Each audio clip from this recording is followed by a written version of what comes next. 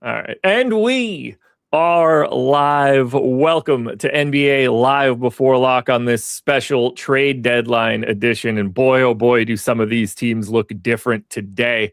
We got a lot to talk about. 6 games on the DraftKings main slate, 8 games overall today. And we'll break it down all over the next hour and then lead into Live After Lock with Greg Ehrenberg. So hit the like button, subscribe to the channel, hit the notification bell so you know when everything goes live. And follow us both on Twitter. At Josh Engleman, at Eric Lindquist. We got a lot of dudes today that are not common names in the NBA.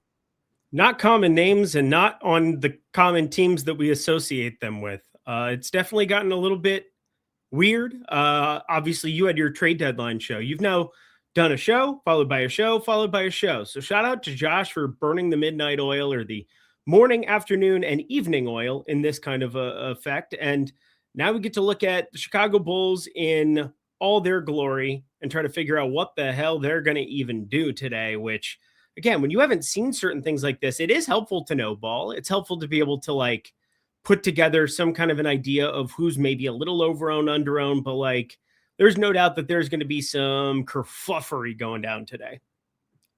Yeah, I mean, right now, 2 of the 4 highest-owned guys are Colin Sexton and Jaden Ivey. The last time we saw Colin Sexton play, he was a Hornet. The last time we saw Jaden Ivey play, he was a Piston. And we don't even really know if Colin Sexton is playing today. And he is the highest owned guy on the slate right now. This is ridiculous. And if he doesn't play, we already have Yuki Kawamura as one of the top 10 owned dudes. And he's just going to get even more ownership at that point. This is quite the gem. Did you play Olympic DFS? Did you do any of the 2024 Olympic DFS? No, because Kawamura was the man for Japan. And there were not a lot of guys to roster on that basketball team. And he was definitely one of them. And so I'm pretty familiar with him, pretty familiar with what we've got as far as Ivy back at Purdue, what he looked like pre this year for the Pistons when he actually was getting minutes.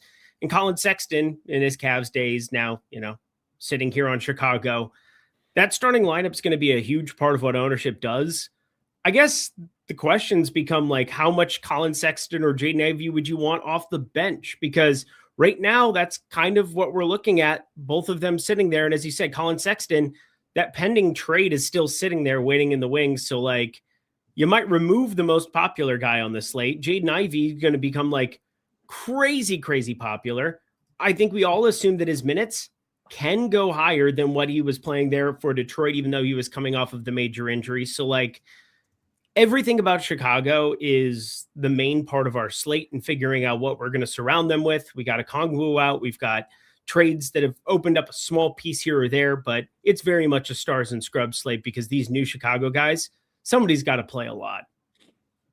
Here are the names of the players that we have projected to play for the Chicago Bulls today. Colin Sexton, who's never played for the Bulls. Matas Buzelis, Jaden Ivey, never played for the Bulls. That's 2 of the top 3. Patrick Williams, Yuki Kawamura, Isaac Okoro. What the fuck are you doing? I didn't mean to. I think I was doing that on purpose. There we go. I literally tried to get over to my shit. Anyway, continue on. Isaac Okoro, Jalen Smith, and Lachlan Ulbrich. That is everything they have. And we might free up 25 more minutes that need to go somewhere if Colin Sexton is not available for the Chicago Bulls here. Let's say, for example, that he is available today. 4,300 point guard, shooting guard eligible. Do you have any issue at all getting to him? No, none. Yeah, same.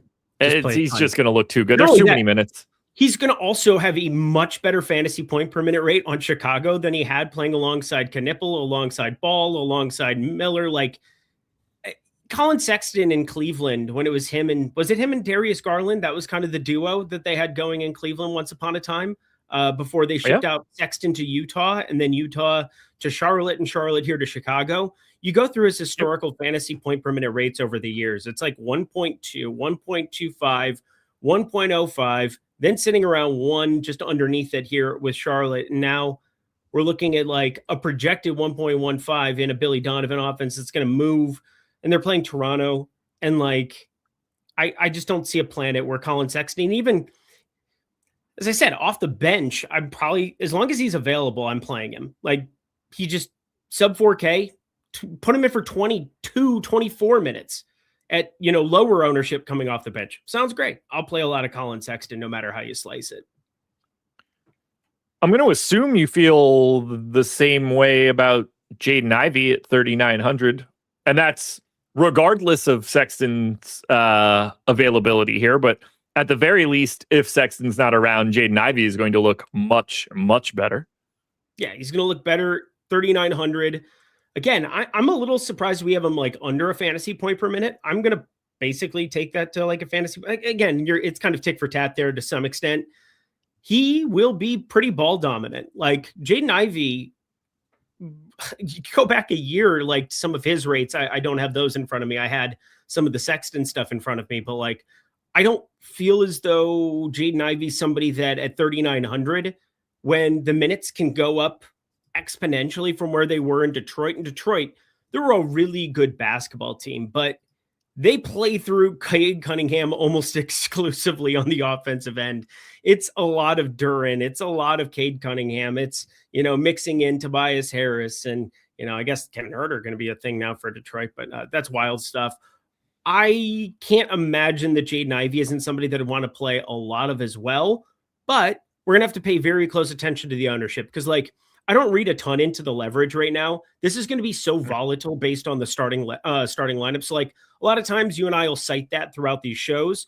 I'll cite it with some other players. I'll bring up some other things, but like what you see on your screen for the ownership and optimal percentage can change so drastically based on one, what happens with Colin Sexton. That's the most important. And then two, who's in the starting lineup. Anthony Simons available for the Bulls today. Fuck off. So I didn't think that was going to. By the way, Jaden Ivey also available. Not that we didn't know that, but that's going to change the game up a little bit.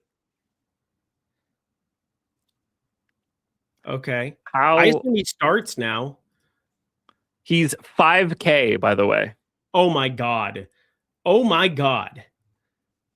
He's going to play 30 minutes. How many guards can we play? Can we play all three of these dudes over and over again? All they have is guards. We're only talking about guards. Like the Bulls. Yeah, I think Simons is starting at the 4.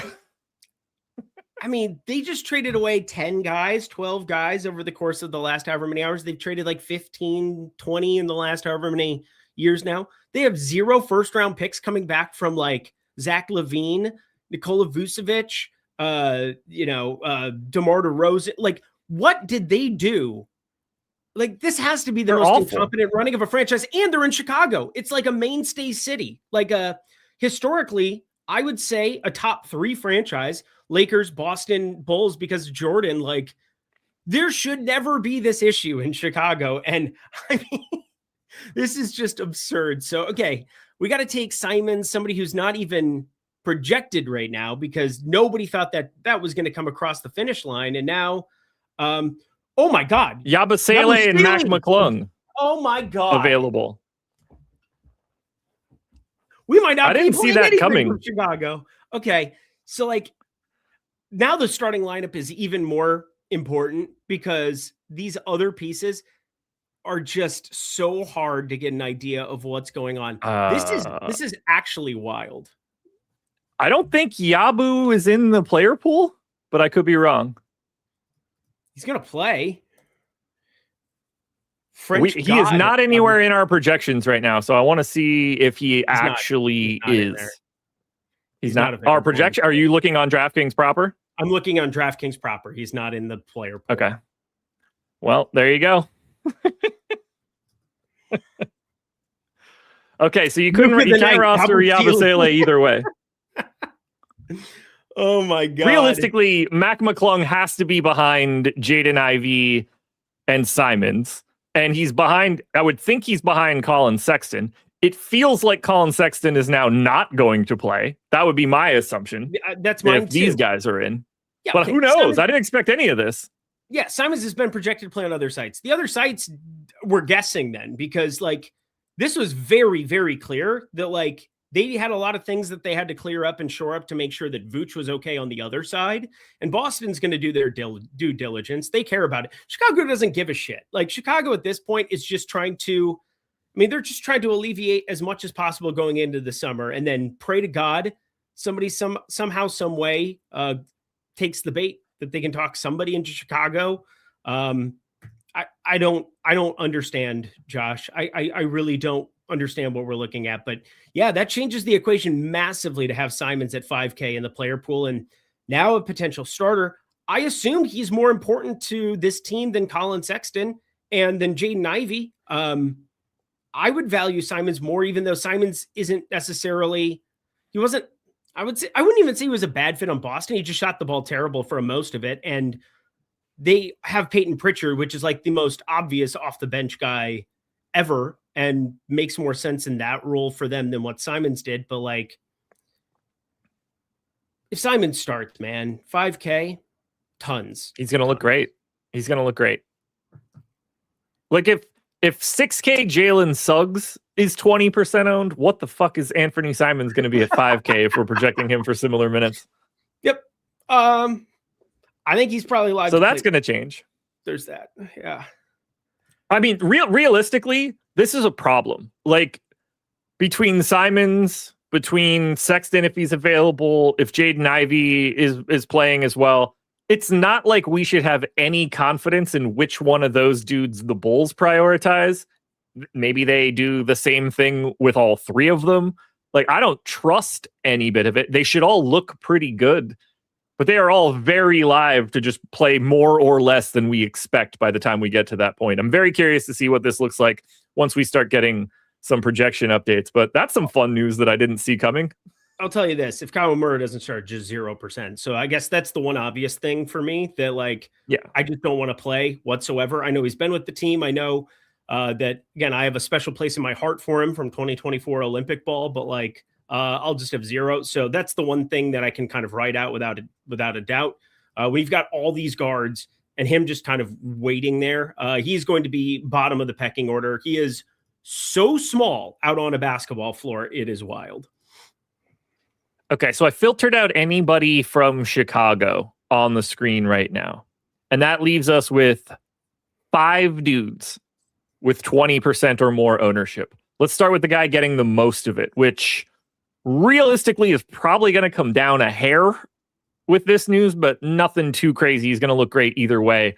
That would be point guard eligible, $6,900 Isaiah Collier, 45% owned, 50% optimal, coming off of a game where he played, wait for it, all 48 minutes. And I guess realistically, that's still on the table, although the Jazz have more bodies today than they had previously.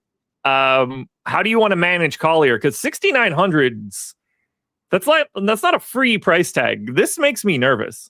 No, and it was a day that I had more volume and I just jammed Isaiah Collier, so I'm okay with it. I had a lot of Filipowski, then there was kind of like the Nurkic active thing, and that made me upset. And well, I didn't get to as much Filipowski as I would have wanted to if I wasn't on this show. But either way, I'm not going to freak out about it too much. I think the Collier thing just becomes way more apparent and way more obvious now with all this Bulls convolution. Like, we're going to take shots on Bulls, but now I don't need to make them mainstays in everything. The guy's projected for more than 40 fantasy points. They don't have George. They don't have Vince Williams Jr. active yet. They don't have Harkless. There's not any other ball handlers on this team. The guy is legitimately live to play 40 plus minutes again. That's just what it is. We have him at 37. I'm not going to say that it's too high, again, Isaiah Collier, you look at his props today. They are mind-numbing. It's just insane how good Isaiah Collier looks on the floor from a fantasy point per minute rate, 1.1. Only guy who can really do anything bringing the ball up the floor. I really, really like him. I guess the main thing we have to talk about in terms of this first game and this first wave of stuff that we've got coming, Isaiah Collier right now looks fantastic. Bulls, we don't know what's going to happen here. It's going to really depend on the starting lineup for me. What happens if we get Cade Cunningham ruled out? We got Dennis Jenkins active off the G League. I think that's a little bit of a tell that they are probably closer to, I'm not going to call him doubtful by any means, but if he ends up sitting, we have to have a real Dennis Jenkins, Isaiah Collier, and then all these Bulls guys are going to be so much lower owned than they were going to be going into this slate now that we got Simons active. I mean, just because Simons hasn't been in the projections all day, maybe that ends up being a little bit of an edge. I'm not sure if it does or not, but like for me, I think Collier's the best of everybody right now. But like if Detroit ends up starting Jenkins at 4K, that's like a free square. Like that ends up being a guy that I want to play like nearly 100% of. And not even to mention that, Josh, Sasser is at 3K and then he's been the backup. So like, I can't imagine having more guards in play on a specific slate than what we've got coming into today, or like potential guards on a slate that we've had coming into a slate. So like Collier looks great right now, but like I want to take some shots on some low-owned dudes if we get that news really, really late. Dennis Jenkins is, as of right now, not available for the Pistons. I've got him as out. Really? He's not. I'm pulling up the injury report again. He is out of 2 days, and he is out on the injury report. Got it. Well, then he has used 49 of his 50 active days. Basketball Monster as a now, in theory, it's not out of the realm of possibility that in the next like 15 minutes we find out that Dennis Jenkins did in fact get converted, but it doesn't appear that that's happening today. So I don't think we're going to have Jenkins today. Okay. Well, that clears that up for sure because yeah, you look at Jenkins out G League 2-way deal, but I also look at Basketball Monster as him active, and I look at a couple of other spots. All right, we just got Tobias Harris downgraded to doubtful over there as well as I was talking about that. So I'm not sure if that news is about to hit the wire or not. I'm going back over to Twitter. This has definitely been a Twitter day. Just trying to keep Tobias Harris is questionable on the injury report. Okay, and he just got downgraded to doubtful as I was talking about it, as I had Basketball Monster pulled up. So letting you know. It's wild. Not seeing that yet. Let's see. I wonder if he's just not listed. I'm not seeing that downgrade either. Okay. I'm reacting to everything going on there. I think Josh does a pretty good job. Other Josh, not you, for Josh. Sure. But, so I try to we'll see. Not bring that up without having it pulled up on Twitter. But I mean, obviously I have a million things going on Twitter right now.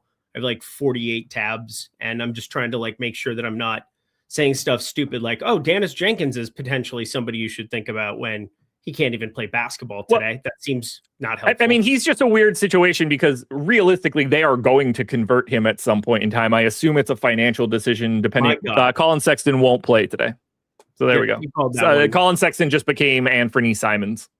Yeah. And I like Simons more, even though he's 5K. It's just that I feel exponentially better about what those minutes can be than what they could have been for Sexton. Even though we had Sexton projected for a lot of minutes, we haven't seen that minutes allotment for him a lot this year, whereas Simons we have. Simons was regularly playing 26 minutes already with Boston. I assume he's just going to be able to slide right into 26 to 30 like it's nothing today. Yeah, so there were days where he went, like 1 or 2 days where he just went, night at the Roxbury and just boom, boom, boom from the 3-point line. And so, he played mid-30s and that was it. So, anywho, we'll continue. $10,500 Jalen Johnson is the most expensive pay-up on DraftKings today. He is also the highest owned pay-up option on the slate at 40% owned. Does that give you any pause? Obviously, he gets a great matchup against Utah, but it's not all that frequent that you see the most expensive guy also be the highest owned guy that you can pay up for. The guy does everything. The box score does the work for you. Like Jalen Johnson, he just does absolutely everything. I mean, 20.5 rebounds plus assists today is his prop. I just want to throw that out there. Stupid. These are dumb things because rebounds and assists on the days where you have bad shooting variance, they're going to help out quite a bit. And when you regularly put up triple doubles, it's going to help quite a bit on DraftKings scoring. So like, Jalen Johnson, he is my favorite spend up. He should be everybody's favorite spend up. I can't imagine a planet where Wemby, who's going to be playing his 3rd game in 4 days. I can't imagine Scotty Barnes with, the ridiculousness on the Chicago side. They could just run a train through them here at this point. Number of other things. No pause. Literally said what I said. I don't take it back. But Jalen Johnson is going to chew rebounds plus assists in addition to, again, 25.5, I think I saw, or 23.5, his points prop. We've got him graded towards the over right now in the props tool too. So definitely looking pretty nice in every capacity. Oh yeah. Playing the Utah Jazz is helpful too. 1.5 fantasy points per minute. Hi, how are you this fine day? I feel like I've been looking at these guys similarly for like the past 2 or 3 weeks, but as you work your way down, we talked about Jalen Johnson. He looks great. You know, Wemby is Wemby. Not too many people have the same per minute rates as him. Cade is sort of just a wild card, but he gets to face the Wizards if he's available. But he's like a guard. Power forward center Şengün, unowned. Banchero today against Brooklyn, unowned. KD against Charlotte with guard forward eligibility, unowned.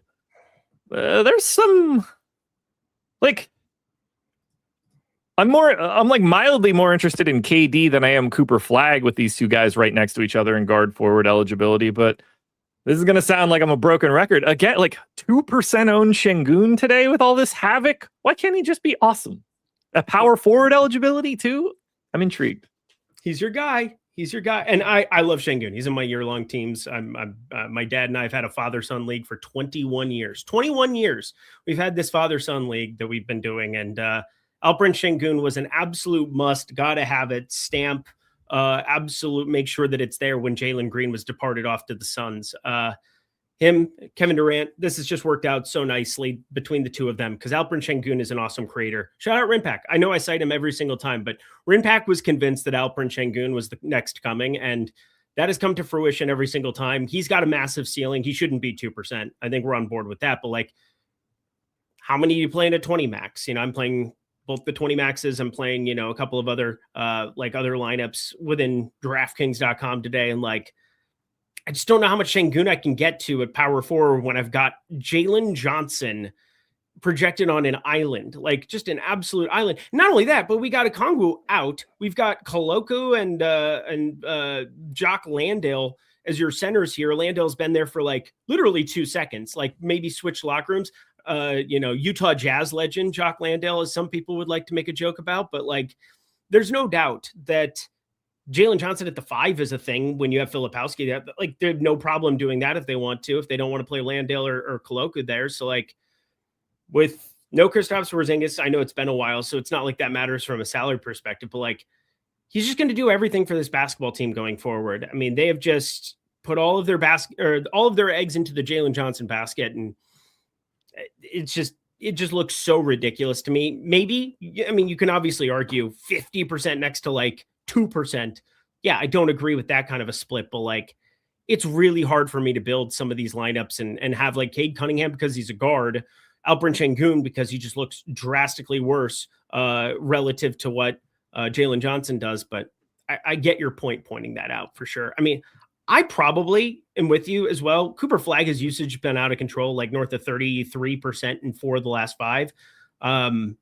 It's insane the amount of volume that he's putting up, but probably could get away from some of him today, just as people are getting comfortable clicking on that one. I feel like he's the guy kind of guy we could get to the flip and he'll be 25% owned because, I mean, he just hasn't let anybody down recently. All right, time to stop Josh Gillum from just spouting out nonsense today. Isaiah Collier, Ace Bailey, Cody Williams, Laurie Markkinen, Kyle Filipowski, Bryce Sensabaugh, Elijah Harkless, Oscar Tshiebwe, Svi Mykhailiuk, Yusuf Nurkic. Yes, I don't expect Yusuf Nurkic to be starting, but they have 9 guys today. Now, whether or not Oscar Tshiebwe plays, whether or not Elijah Harkless plays, up in the air. But they have 9 active bodies today. Well, technically, they have 10 active bodies, but it does not. If Yusuf Nurkic is not starting, and it appears that he is not starting, he will not be an active player. But Elijah Harkless and Oscar Tshiebwe, best I can tell, are available for the Utah Jazz today. Absurd. At the very least, that is what the injury report says. Yep. I'm not saying they're going to play those dudes, but they are, in fact, on the Utah roster and available. Look at Cody Williams. I mean, he's just so impressive to me in like the least valuable player award. The fact that he's 4,400 is kind of impressive. Like, do you know how hard, like it takes a lot of work and a lot of random minutes to be able to be a 0.57 fantasy point per minute guy projected today against the Atlanta Hawks and just be completely out of play at 31 and a half minutes. Like, just incredible stuff. Incredible stuff. Shout out, not Hugo Gonzalez, but Shireman ended up being insanely good for me yesterday. So that was fun. But Yeah, Cody Williams out of play, wrong position shooting guard. Like it's just one of those things I wanted to point out because it made me laugh. It's going to be a hell of a day, man. It really is. God, do we really need to? It would be incredible if people could just go to source documentation and actually look at it. Like, I'm not making this stuff up. I don't care what RotoWire says. The 615 injury report does not have Elijah Harkless on it. It does not have Oscar Tshiebwe on it. That doesn't mean anything. Fucking Memphis left Zach Edey off of it countless times over the past few days. But those men are not listed on the injury report right now.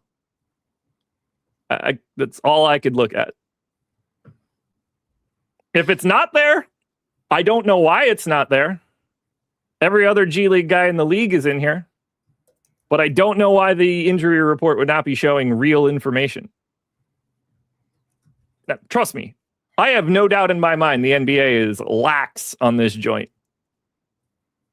But technically speaking, the injury report is not repeating that. I don't know what to do with that information. Now, realistically, we are going to get inactives for that game in an hour, and then we'll know. But it is odd that none of those guys are listed. It does kind of make me think that potentially they are active but inactive, which is a very real thing, and part of the reason why I led this off by saying they could just as easily not play and play 7 guys, but I believe they're going to be keeping these guys active for reasons. I definitely care the least about FanDuel having it, considering they get it from RotoWire and RotoWire gets it from a different news source. But it is just all preposterous. Yeah, like Zach Edey yesterday was not on the injury report for Memphis for hours. It's like, what are we doing? If we're going to put these things out every 15 minutes, maybe get them right. That's my thought process. That's where I'm at. Let's hit this super chat from Tear Ducks Juice University. So, Josh, thanks for the advice a couple Saturdays ago. I won 10K because of it. Shout out to the monster on FanDuel. Good luck, all. Congratulations, TDJU. I'd imagine that's an incredibly valuable degree. Ish. Prop tool question. If I bet Nurkic, dumb, and team healthy benches him all game, is it refunded? Best under prop tool thought, Reed Shepard. Yes, it's refunded. If the guy doesn't play, you don't lose your money. If you did, that would be a miserable betting experience. Yeah, he comes out in like the last 2 seconds of the game for like a rebound opportunity for the double centers underneath. To guard the inbounds pass or something. Exactly. That would be a disaster way to lose. So, yeah, that would suck. But otherwise, yeah, refunded. Best under... it's hard to say. Like, we're constantly getting updates right now. The best under prop tool bet that you can find is likely whatever one is up there after a refresh. There's not just like a best that exists permanently. Yep. We'll take a look. We're going to get another projections update sometime in the next like 5-10 minutes. So we'll be able to check that out. It also depends on what you're doing, because like there's going to be like different blends you have where you can go 50-50 with the market based along with our projections, where again, one of the things that I've been trying to work on this on the background. It's been a busy couple of weeks and I'm starting to build out my MLB stuff too, but like outlier numbers that exist when there's like one book that has an outlier number, but if they're strong in that market, if they're good in that market, that's something to kind of refrain away from. So like, I've been trying to combine a little bit of what we've got going on at OddsShopper and kind of seeing some of the historical results that we've had in certain so like rebounds over on Caesar's definitely a thing. Points over on DraftKings more of a thing. Like there's certain books that are just not as good. Tobias Harris officially ruled out, so they were way ahead of the game on that. And I just got Isaiah Stewart bet in 5 minutes ago. It was beautiful. Cade in. Yeah, I trusted that. I didn't see where he got that from. That was 5 minutes early. That was 10 minutes early almost. That never happens. Well, the even weirder part is that it happened like 2 minutes before the injury report was dropping. So I just assumed it was going to refresh itself to doubtful, and then it didn't. And I was just like, fuck. There's just so much going on. All it takes is like one misclick on a day like today. You're dealing with 100 different statuses and stuff. So I wouldn't have been surprised if it had happened. Well, reading is also hard. I could have just looked at the injury report and saw that out G League 2-way for Dennis Jenkins and like save myself. Yeah, but to be fair, the injury report is also just being like pretty cavalier with the status of some of these people. So who the fuck knows? Yeah. And now it's at least nice getting Cade in there, because otherwise 3K Marcus Sasser, I was really worried about my life and what I was going to do with that. That was going to be kind of a leap of faith if Jenkins was in there or something. But with him out there and with Cade out there, like 16 minutes of Sasser just isn't going to do it for me. Not on this slate. All right. OG45 hit us with the super chat. Oh, Wizards starting lineup. Carrington, Champagny, Koulibaly, George, and Sarr. Nothing crazy there. Must plays on FanDuel. So Isaiah Collier is leading the charge in ownership and in optimal rate. It's going to be hard for me to tell you that it's not him, although subject to change once we see Simons. But Collier is going to be up there one way or the other. Jalen Johnson is actually quite a bit negatively leveraged for our last run, but still a 38% optimal guy. It's going to be hard to get away from him as the primary pay up option. Nobody else is really close to him right now. We did have 40-something% ownership on Colin Sexton. My assumption is that's just going to become Anthony Simons on our next update. He's going to look, let me just make sure he doesn't have a dumb price on FanDuel. Update. You should refresh this for a second. We just boosted Jalen Johnson. Like we took Jalen Johnson and we said, yo, it's already updated. Go here. And I just got 100% in my last Sims run. So wanted to point that on out. FanDuel? Oh, on FanDuel. I'm such a piece of shit. Don't listen to me. I was like, he's got a negative 10% leverage. There's no way you just got 100% of Jalen Johnson. No. DraftKings. I'm done talking. Don't listen to me anymore today. I'm done. So I'd say Collier, and Anthony Simons are going to be the three breakaway dudes on FanDuel. After that, I wouldn't say that anybody looks must play after that point. But those three guys are going to be the three highest optimal dudes we have. At least that's my expectation once we get the Simons update. Yeah. Well, and the Sexton update. Sexton's in there at 43% still, so he's going to get removed from everything and we'll be all set. Yeah. The same thing. He's just going to become Simons.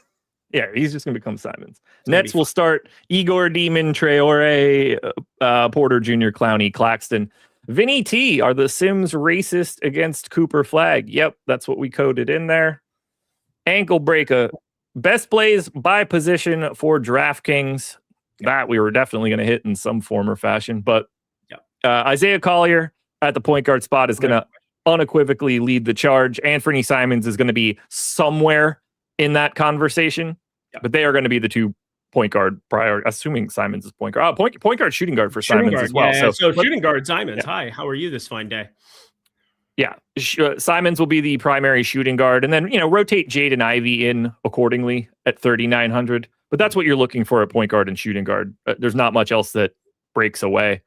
Small forward though, brother. The highest owned small forward is 20% owned Nickeil Alexander-Walker, and second is Jameer Watkins. Who's the best small forward today? None of them. Just it's got to be the worst position in the history of like a 6-game slate. No, like I've never seen anything like this. This is so bad. I mean, I think the right answer is probably Cooper Flag, but like, okay. I was going to say like, these aren't best. I don't think there's a best play at small forward. You're clearly going to be going a couple different directions. I see it as like, well, fuck. Is it Brandon Miller at 10% ownership with a 22% boom rate? Is it MPJ paying up to be contrarian for 6% ownership at this point? Knowing Cam Thomas is not going to step foot on the floor today probably helps. I feel like it's just easier to like find talent here. Yeah, I got a tough time wanting to click like Isaac Okoro as a 0.68 fantasy point per minute guy. Well, also just kind of in like reverse engineering the lineups here, like Kawamura became somewhat interesting again now that we got at least one of those guys out in Sexton. We'll see. Maybe they have Simons come off the bench and then like you'd have another cheapie. So I'd want to spend up and probably get to the Miller Flags of the world. Najee Marshall looks pretty good there as well. But like, there's no planet where you click on Jameer Watkins and say, yes, I think he's a great play today at 16.5% ownership. He makes sense. I'm not saying he doesn't, but like there's there's no way that you can look at anything at small forward and feel like remotely okay right now. Like it just, you're guessing to some extent. I'll go flag Miller just because I do think the idea of spending up and playing some of the value at guard makes more sense. Well, power forward's easy. That's just Jalen Johnson. He's the chalk pay up option. And yeah, Buzelis is going to be able to do whatever he wants out there. He's like the lone remaining bull that they give a fuck about today. So. Starting center, Matas Buzelis potential. I mean, it's Jalen Smith, but you know what I mean. It's just funny. Tristan Vukcevic is your highest owned center. Patrick Williams is second at this moment. As I see it, Vukcevic is going to be the easiest guy to get to. Even in 18 minutes, that value is pretty tasty. But if you're looking to go to like a real name, if you can pay up for Wemby, go for it. After that, man, what do you like at center? This is a pretty brutal position. Obviously, Isaiah Stewart's about to look like mildly different, but this is a matchup against Washington. It's not like they need to step on the gas and play him 30 today. Anybody can pick up those minutes. It's just another disturbing position, not as disturbing as small forward for what it's worth. So like, I feel a lot better clicking on a good fantasy producer with Marvin Bagley gone in Tristan Vucevic here, going to be playing some backup center. We assume, remember, Washington can do whatever the fuck they want because apparently like just tanking and playing guys one half in a quarter or like the first rotation of a third quarter. That's something that's legitimately on the table for like every Washington game going forward. What helps is that I believe they have 11 active bodies today. I can't imagine Labissiere or Sharif Cooper are going to be guys that they really want to be clicking on or doing much with. You could have Anthony Gill. We've seen him play some 5, but more than likely you're getting 20 plus minutes of Vucevic under any circumstances. And that becomes really, really good value. Let's see. We got Yobi Trice saying Nuke of the night is Simons on the Bulls. I mean, he's going to be massively owned. That's not going to be a take. Miami Mike says Scotty Barnes Nuke. I mean, he's popular. I mean, do we have the Filipowski for a pay up at least? Well, oh yeah. So we got a projections update recently. There we go. Cunningham, Robinson, Thompson, Stewart, Duran, which is kind of what I expected. But be ready for Beef Stew to like not play 30 minutes if this goes the way that it could go. Yeah, I'm gonna amend one thing. Like, I think power forward, my favorite guy, is probably going to be Kyle Filipowski. We didn't have that update. We were kind of talking through everything there.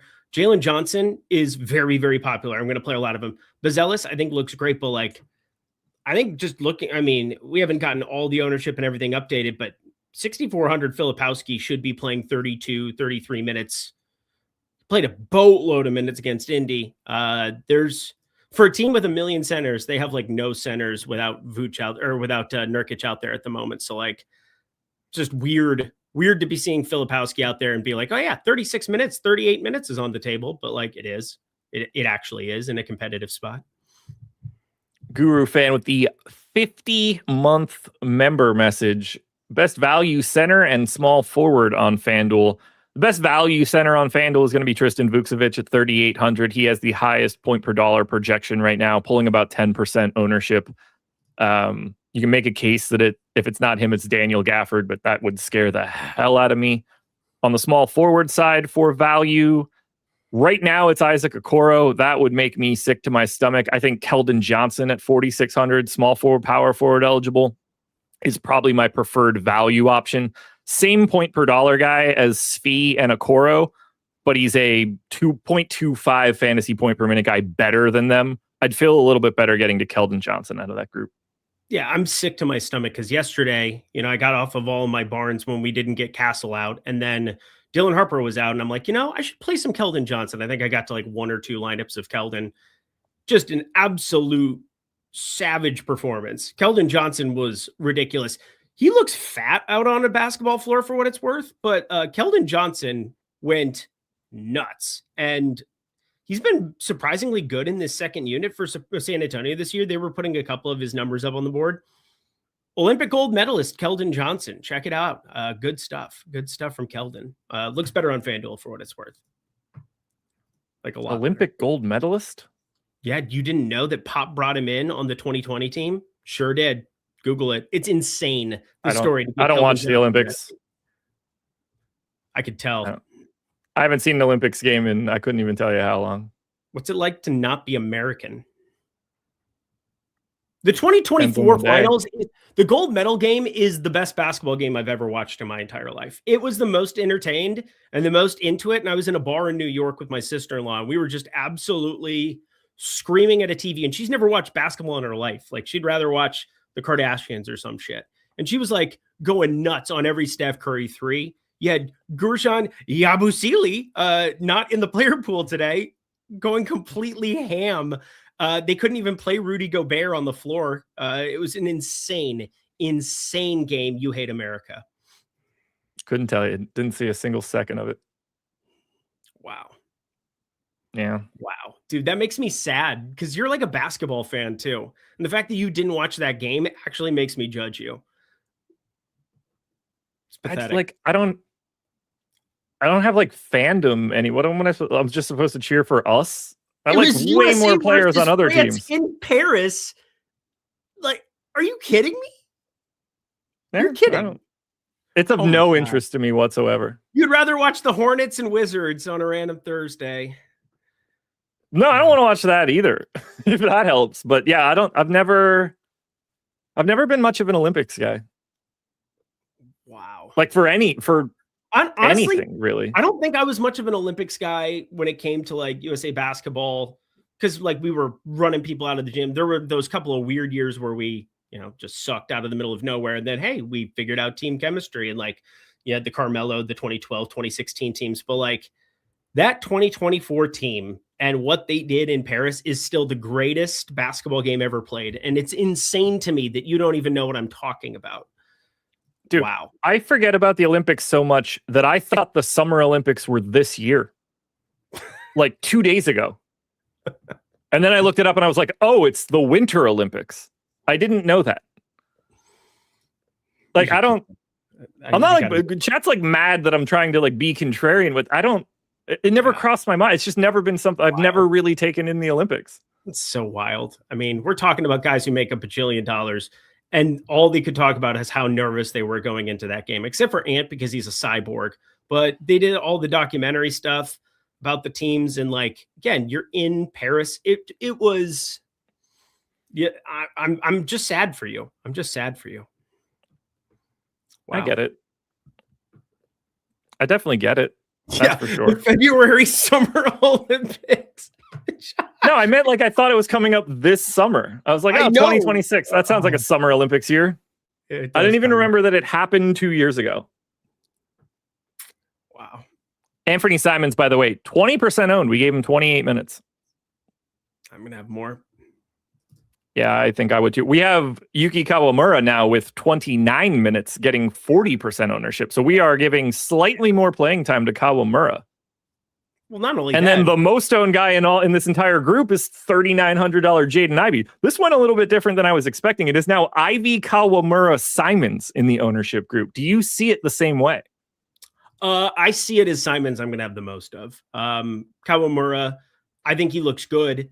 Man, that is a gigantic optimal percentage on Kawamura. I don't trust anything about it, but at least he's cheap. He's 3,600. It's hard to imagine if he's starting that I won't have some Kawamura or like a pretty healthy, plentiful amount. I can't imagine I'm going to get to 40, 50% of him when there's definitely a cap on the ceiling. He's not the greatest fantasy producer, although we have 3 game sample size so far this season. He's great alongside Rui Hachimura at the Summer Olympics a year ago, but year and a half ago. Just want to point that out. Him and Rui Hachimura, that was good times. 20 assist upside for Mr. Kawamura, but I got to think that they want to see what they've got with Jaden Ivey. I'm going to definitely prioritize him over it. I'm going to prioritize Simon over it. Everything about those two makes me feel a lot better than Kawamura. Here's the most interesting thing to me about everything we're looking at. $3,900 Jaden Ivey, point guard, shooting guard eligible, 55% owned. $3,600 Yuki Kawamura, point guard eligible, 40% owned. Vukcevic at $3,600 is 20% owned. We've got a couple guys in this 3K range that are really good point per dollar plays. Not to mention, it's not like Anthony Simons isn't at 5K. All of these guys ahead of us kind of are. we have a lot of value on this slate. Would you agree? Yeah, definitely do. Why aren't we paying up for anybody else? Why is it all Jalen Johnson and nobody else? Well, 7% to Cade. Wemby is getting some love. Nothing for Şengün. Nothing for Banchero. Nothing for Durant. Flag's only at 14. MPJ, nothing. Amen Thompson against Charlotte today playing 38 minutes. Nothing. What am I missing? Why are we not paying up to some of these guys more? We have it, right? I'm with you. I'm completely with you. I think people are not really looking at this correctly. Like, we have all these guards, and we're going to have so many opportunities to create great opportunities to pay up and be contrarian just by going for actual raw fantasy points with some of these spend ups. And like the Jalen Johnson one, I've kind of made that clear. I'm going to be well overweight to the 50% number. Cade Cunningham is really hard because of his position. And then Wemby is definitely my second favorite that I'm looking at. The Cooper Flag one, point guard, small forward. What absurdity that is to be able to mix into lineups. I do get worried that we get the bump where people just play Cooper Flag because of I'm not going to even call it box score watching. There's something comfortable about a guy who's playing a different role for a team post Anthony Davis and like out there doing everything for him with this kind of positionality. So I do get worried that he ends up getting steamed up north of that 16% number into the 20s. That happened last slate. He ended up like 25% out of the middle of nowhere. And I just kind of kept that in the back of my mind where I'm like, all right, if I'm attacking this slate right, I get Cooper Flag has a massive ceiling. I get he's playing a ton of minutes. I get that he's a good, decent fantasy performer at 1.2, but like, I like Wemby a lot. I like Jalen Johnson a lot. I like the idea of Alperen Şengün after we talked through that a little bit, but Scotty Barnes, I mean, there's just Scotty Barnes gets the Bulls today. That's what I was kind of pointing out too. He fits in nicely to the game environment where you're playing a bunch of these guards and not much else on the Bulls side of things because you're getting a limited Jalen Smith. We just got, guys like Isaiah Stewart who are going to be much more interesting. We've got Kyle Filipowski, who I'm still waiting. I think, can I run one more? Did we end up getting everything updated for Filipowski yet? Okay. Because I would assume we did. I'm going to play a ton of Kyle Filipowski. If like what I was looking at earlier was still. Yeah, he's looking pretty. He's 40% owned now. By Okay, the way, if you lock Scotty Barnes, the optimal lineup around him drops by 5 fantasy points. You do cut ownership by 20, but that's a pretty healthy cut. I think so much of that is just because of how preposterous Jalen Johnson looks today. Yep. But I'm intrigued by that pivot. I'm with you. It's not my most intriguing thing of the day, though. I've got something way more intriguing. And it's your nuke of the night.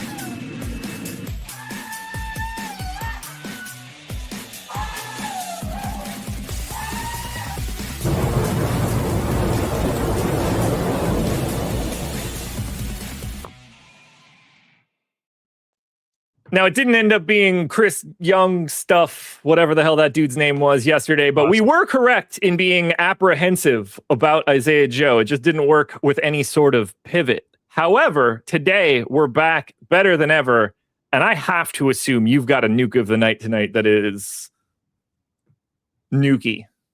It's awfully nukey. So we're talking about all of these guards that look ridiculous. And I'm kind of leaning into that, playing a lot of these power forwards. And I just want to talk about what happens in games where this goes somewhat competitive. Let me pause you quickly. Dude, Marcus Sasser has 27% positive leverage right now. Sorry. 11 ownership, 38 optimal is what we have. Well, we put him in for 20 minutes. Yeah, that'll do it. Against Washington. Holy shit. We hadn't talked about it, so I wanted to just point out that we have a 38% optimal guy in Marcus Sasser at this moment. We'll see if it updates. Please continue on your nuke. I know people want it. I was going to say 16 minutes is kind of where I had there. 32, 33 I was looking at for Cunningham. If we put him at 20, he's 3K flat, and he's a good fantasy producer. And with no Dennis Jenkins being active, that's definitely something that makes sense. I probably was going to get to a little bit, but man, I'm going to get to a lot now that I am looking at that. People don't want to play Marcus Sasser. That's fun.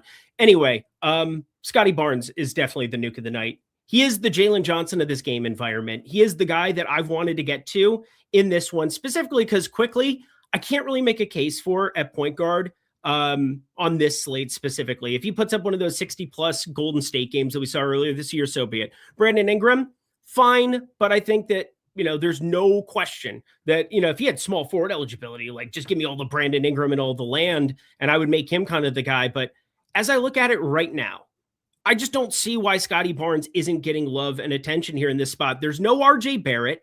Prices have started to calibrate a little bit towards that. But yeah, RJ Barrett's out for injury maintenance today. They have gone to more double big. Colin Murray-Boyles, Sandro Mamukashvili have been playing on the floor together, which can kill a little bit of those rates. But you know what doesn't?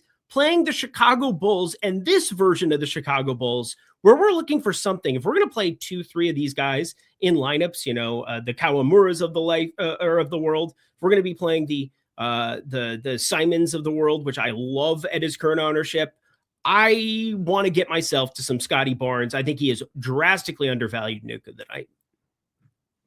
I think we're taking this the same direction. You ended up going to Barnes, and I get it. And I have no disagreements. It's a fantastic matchup against this 10-guard lineup that the Bulls are going to be running out today.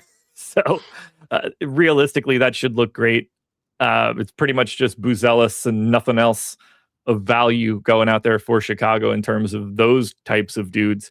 So I want to do the same thing that you're talking about. I'm just going to go a little bit higher. On any other day, we'd be like, holy shit, Cade Cunningham gets to face the Washington Wizards. Yeah. We've got enough value in other places that I think that we can get this done. He is not going to look great on a point per dollar basis. It's going to sim out very differently, but there are still plenty of solid lineups out there for Cade Cunningham, and he has an absolutely fantastic matchup today. I get it that, most of the real dudes for Washington are still in, but 10-2 in a matchup against the Wizards, playing big minutes, no Tobias Harris, 7.5% owned. Give me Cade Cunningham.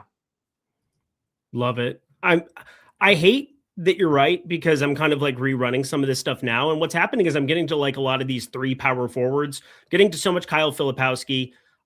I'll say this too. I have no problem playing Sasser and Cade together. And I was kind of looking at this where I didn't like the idea of Cade purely because, he's guard and everybody. There's a lot of volatility with Chicago, and there's volatility with Sasser too. And I think we understand what that is. But Cade Cunningham, man, he's dropped as we've been on this show. He was at 11%. He's down to 8%. And I think there's people who are probably concerned. Yeah, he's playing Washington, but you win by 20 and you'd probably take Cade Cunningham off the floor sooner rather than later. But I'm with you. This ownership is surprising to see for him. And we're just looking for spend ups and raw points. And boy, does he give those to you. But Wemby, we have a ton of leverage on. I mean, this is just a fantastic NBA DFS day if you're using our projections and our Sims tool. Life is just so much better. Cade Cunningham with Tobias Harris off the floor, 2.5% increase to his usage rate. He scores about 3.5 real points per 100 possessions more than when Tobias Harris is around. I love this spot against the Wizards. And if he's going to get slept on, look, 24% boom rate. I mean, if we want to just get super vague with whatever our boom formula is today, somewhere in that 5x plus 10 range, it changes based on the slate size. 24% chance that he is a more than reasonable option at the top end, and he's 7.5% owned. There are ways that this works out really well in a large field contest. So Cade Cunningham is my dude for today. Also, Duren looks awesome. They're starting Stewart, so Stewart's not playing your backup 5. I'm sure he'll find some ways into some backup 5 in the second unit and do some stuff of that nature. But I really like the idea of Duren here in this spot too. I'm going to give him a tiny bit of love as we're going into it. Don't mind some Cade Cunningham, Jalen Duren. Hope this game stays closer than everybody else does kind of lineups. I really do like kind of playing into that game environment. Number one bet in the prop tool right now, 100% projections. Cade Cunningham over 4.5 rebounds. You understand he's gone under 4.5 for 10 games in a row or something stupid. There's some kind of an injury. Did you say that he's due? Are you saying he's due? No, is that what I'm hearing? Say that. I'm pointing out the fact that he has not actively tried to rebound at all. Hang on. The last time he had over 4.5 rebounds was January 4th. There's 1, 2, 3, 4, 5, 6, 7, 8, 9, 10, 11 games in a row. I was right on the number. 11 in a row that he's gone under 4.5 purely because of an injury potentially. So, yeah, it's wild. I don't give a shit about last 5, last 10. The rates are what they are, and he's taking on Washington. So that looks pretty damn good. But in the interest of so people aren't taking a 26% edge and jamming it, Stewart's a better rebounder. He's going to be out there more, obviously. And Cade Cunningham, not actively rebounding at the moment. Things have changed over the course of this month. I don't know how noisy it is going forward, but wanted to at least point it out and cite it. We just showed the props tool on the screen with our most recent update to projections. That update hit 653. So we got in there and saw the goods. You can react to that stuff very easily. Props tool is at the top of the screen. It's with everything else we have, the Sims, the Data Hub, our new rotations tool. It's all here at the top. If you're interested in the props tool, it's very easy. Sign up using the link in the description, and you can get it for $1 with the promo code PROP. That link is in the description for you. This lets you check it out in the easiest possible way. You can adjust individual rates for players, minutes, points, rebounds, assists, threes. You can get your hands dirty and then see how those bets look after you've made your changes, if that's something you want to do. Or you could just use our projections right out of the gate. Greg Ehrenberg is going to be breaking down this tool imminently. And you guys can join him by signing up with that $1 off code. The promo code is PROP. All right. Let's take 5 seconds quickly to address Marcus Sasser. Flat 3K, we have a giant gap in ownership and optimal. In this scenario, I'm not entirely sure where the truth is going to be. Is it going to be at 11? Is it going to be somewhere in the middle here and we meet at 20? How do you think Marcus Sasser is about to shake out? Are you confident in him today? I'm nervous, at least. I'm nervous. I capped him at 35%, which is still 3x the field. But in the Sims, I was getting 100%. I was legitimately getting 100% every single time that I ran it the last however long. Top 150. It's insane. It's insane. I think... Looking at some of the lineups, I'm specifically making sure I don't have a ton of Sasser and Cade Cunningham together. I'm just kind of finishing it out here with 40 lineups. That's a little bit more tangible if you're building out 150. Best of luck to you. He's cheap enough at 3K flat where a lot of things can still break your way. I'm not saying that specifically, but in some of the hand builds or some of the ones that I'm playing in single entry and stuff, I don't want to have them necessarily together, but it has me a little bit worried because if Sasser plays alongside Cade Cunningham and then he gets mop-up duty, there's so many ways where he can walk into 21, 22 minutes, and we know how good of a fantasy producer he is. Dennis Jenkins isn't active. Yeah, it's just, it looks ridiculous, and I get it. The other thing I'm nervous about is if we get Simon starting, which I don't believe we have currently at the moment, that's a dude that I would want to play an irrational amount of. But yeah, people aren't getting to Sasser, it would appear. I'm a little bit worried we're going to get to lock here in 30 seconds and find out that Sasser's actually 30% owned. That would suck. Final question before we turn this one over to Greg Ehrenberg. Do you think Isaiah Collier plays essentially the full game? It'd be weird to bet yes on that. I mean, over 48 minutes too. What's his foul rate? I would want to know that as well. He's a guard. It doesn't matter. Yeah, it doesn't matter. Cool. I'm going to say no, but 40 plus is definitely in the realm. I was convinced he had to play a lot last time, and he was the second highest owned player that I had, but he's so popular today that everybody's got him. I'll say no, but what would you set the odds at, man? I'd say plus 300 that he plays the whole game again, which is still insane to say that out loud. If they're really going to have 7, it seems like he's going to play until the fourth quarter and will only come off the floor if it's extra special cooked. I think he's just going to be out there a lot.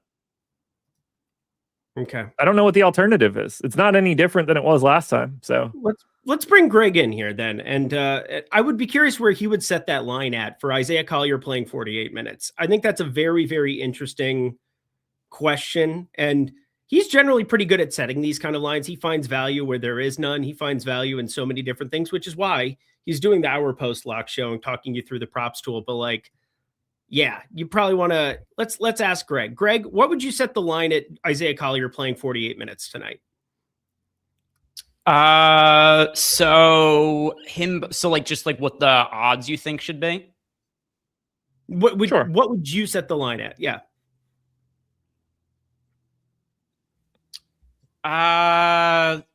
Boy, so like there's so many scenarios where he just doesn't get 48 minutes, including by the way, I'm trying to do a location check on DraftKings while I'm talking here so I could place bets while we're doing it, and it is not cooperating with me right now. I'm sure if you could see it in the back, it's right. If you guys could see in the back end, it's like it's trying to make me download QR code plugins that I already have on my computer anyway.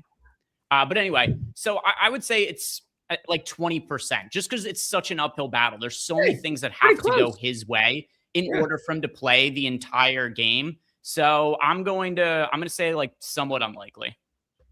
Somewhat unlikely. I think if it's competitive, he's never coming off the floor at the beginning. Like I would expect him to play the first half in total, unless one of the two teams are down by 100. So if it's like nip tuck, I don't think he's coming off the floor. Unreal. We'll see. Did you project him for 48? No. We were just talking through it. I set the line at plus 300. So almost exactly where you put it at 20%, like almost exactly. So I felt pretty good about that, but it's in the range of outcomes, which is just an insane thing to say about a player on February 5th in the NBA. That was the talking point. But you good, Greg? You logged in? No, I'm lagging pretty hard. I noticed that. The stupid plugin in the location check on DraftKings. Can you guys hear me now? We're here. We can hear you, but you're sort of like a subtitled movie. It's like, I will defeat you. It's because of DraftKings. I'm not trying to do the location check right now, but it's because of the DraftKings and it not letting me log in right now. And it's just when I try to log in, it does like this location check and it causes me to lag out every single time. It's very annoying. Let's see if it worked now. Sort of.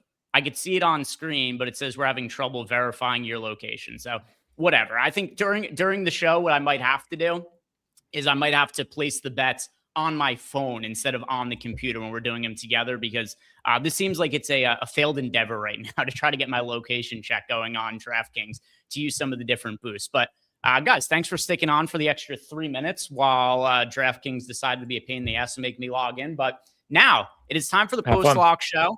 And you guys know the deal. We've done this a couple of times now. We're going to place some bets here. We're also going to be on the lookout for any kind of late-breaking news that happens over the course of the time that we're on here. And at least as of right now, it doesn't seem like there's too much that we're waiting on, at least for the main slate. If you guys are playing like the later slate, Joel Embiid is questionable. DeAnthony Melton is questionable. We do have Tari Eason questionable. So that matters for the main slate. I do kind of tend to think that Eason ends up sitting, but with that said, not as many injuries to look at as what we had the last couple of days. If you guys have any questions for me while we are here at all, whether it's related to bets, the DFS slate, whatever it may be, let me know. If you're a Stokastic sub, hit me up in Discord. I'll be on the lookout for any of those questions.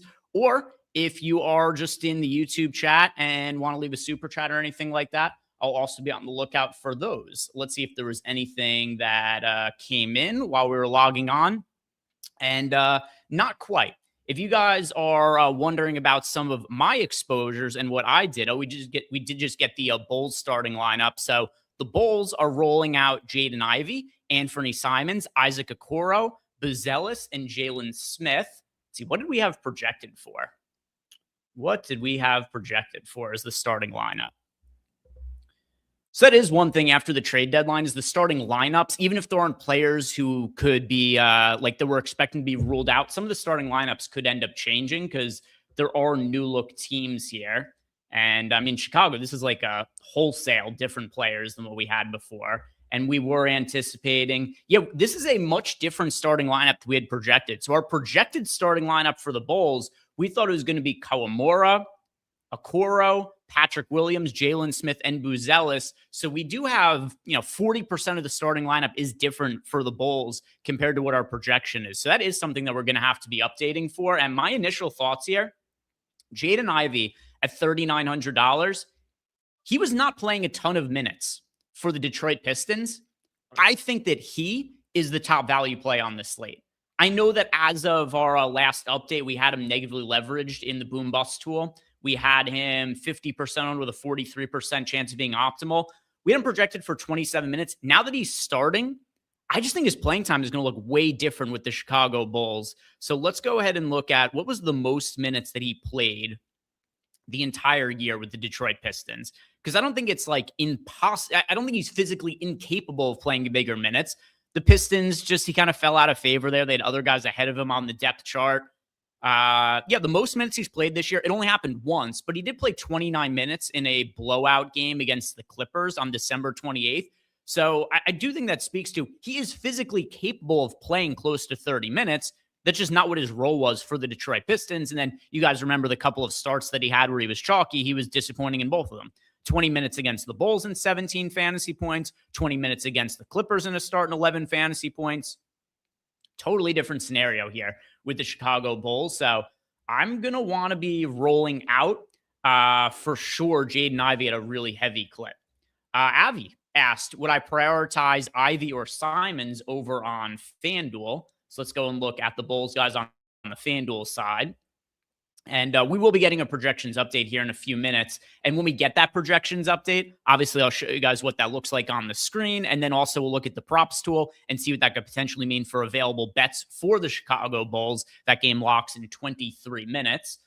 Here's what we got on the FanDuel side of things for the Bulls. So on FanDuel, we've got Anthony Simons at $5K, Jaden Ivey at $4,200. So the price gap, it's a little bit tighter on FanDuel compared to DraftKings.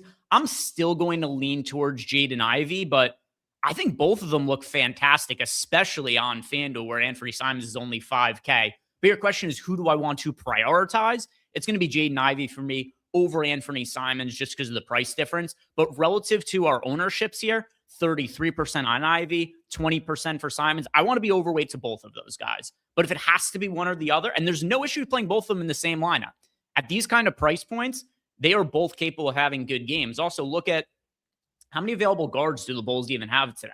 We've got Simons, Ivy, Kawamura. If you want to call Okoro a guard, sure, but I mean, that's three guys. Like, I think they just have to play big minutes.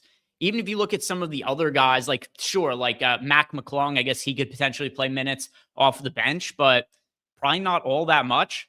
I think Simons and Ivy are both playing somewhere in the neighborhood of 30 minutes in their first game with the Bulls. We'll see what the data team has to say about it when that updates here in a couple of minutes, but I think we should be jamming both of them.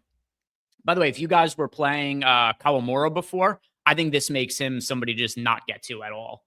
We had him previously projected for 25 fantasy points at $3,600. I'm also interested to see what his projection looks like now that he's coming off the bench.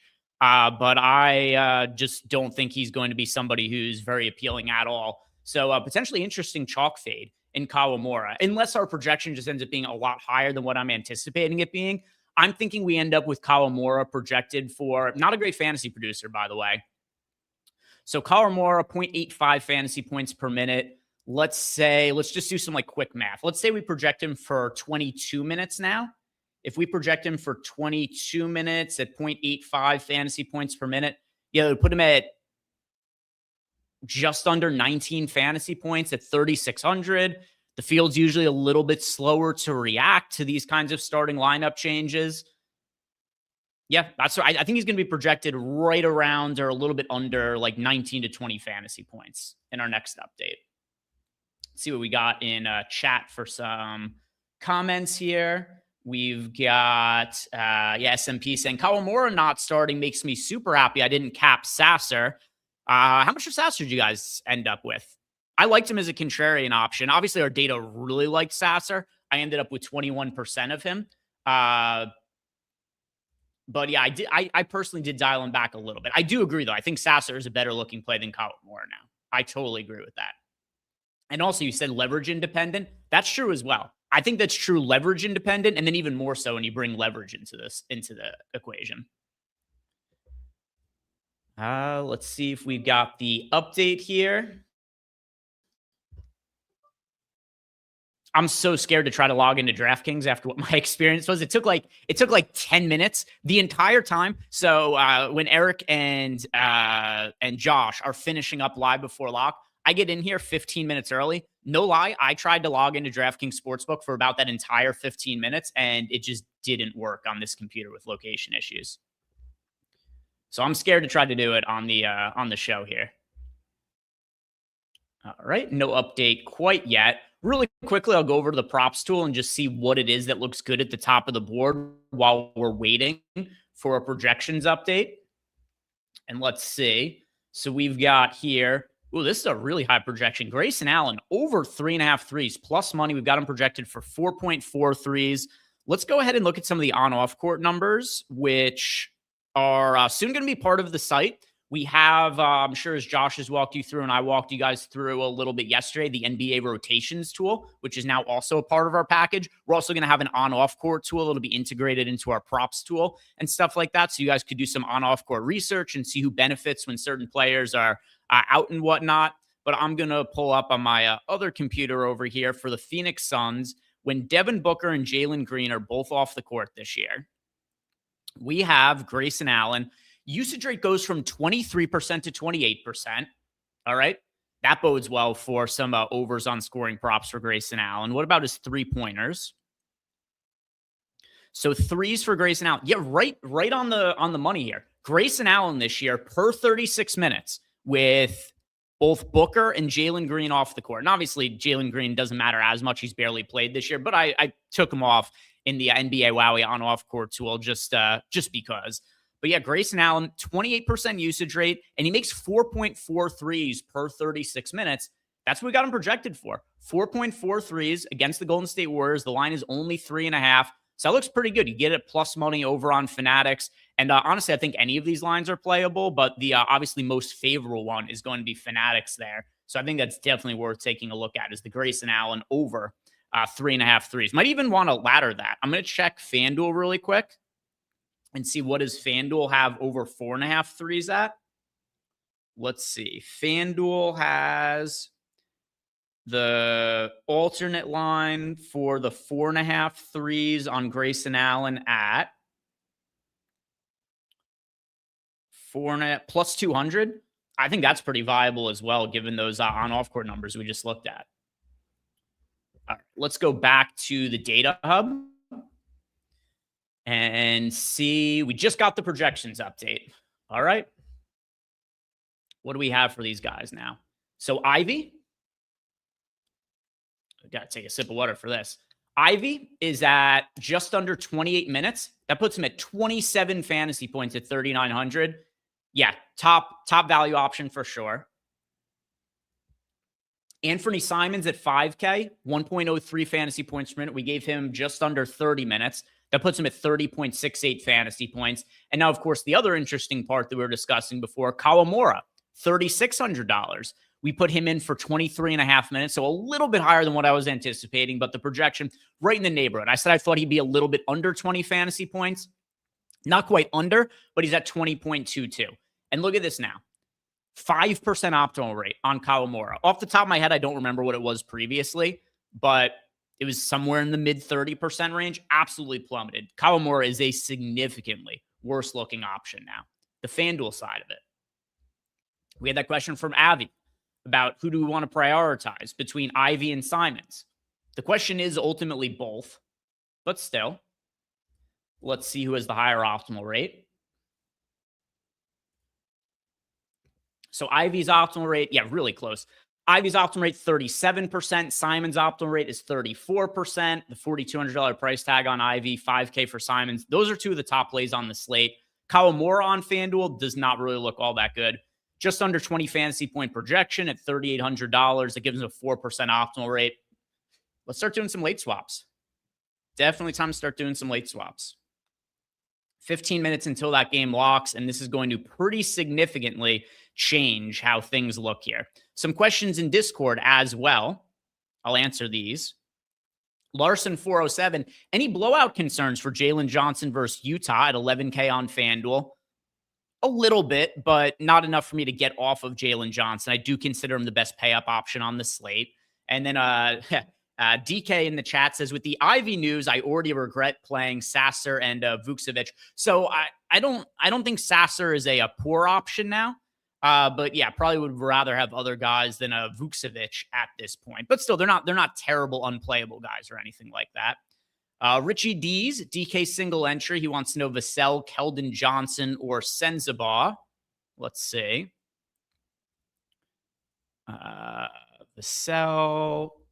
That's going to be Sensabaugh for me. And then finally, DK801 in chat wants to know thoughts on Jock Landale starting. And that is another piece of news that we just got here, is the new starting lineup, including Jock Landale for the Hawks here. So let's look at the Landale projection now. That should be updated as well. So Jock Landale, we've got him in for... yeah, he doesn't look all that good. So here's the problem with Landale. Some of these other guys who are new guys on new teams, they're significantly priced down because they're playing a much bigger role than they were compared to their previous team. Jock Landale had already been starting for Memphis. So he's $6,100 for Atlanta. Like, he's already at a price point where it's kind of hard to get to, in my opinion.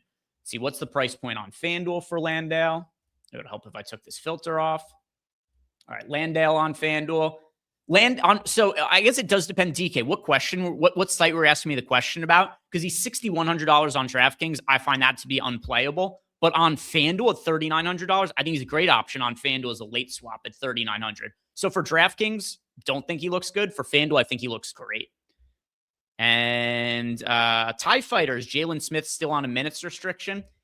We have Jalen Smith projected for 25 minutes.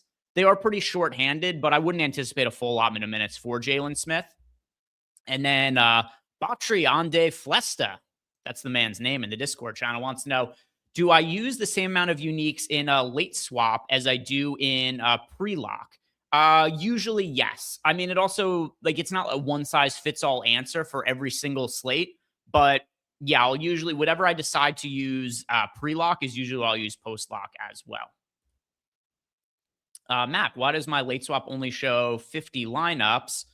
I don't know. Let me run everything through the late swap tool right now and let you know if I have any issues. I'm going to run all my stuff right now.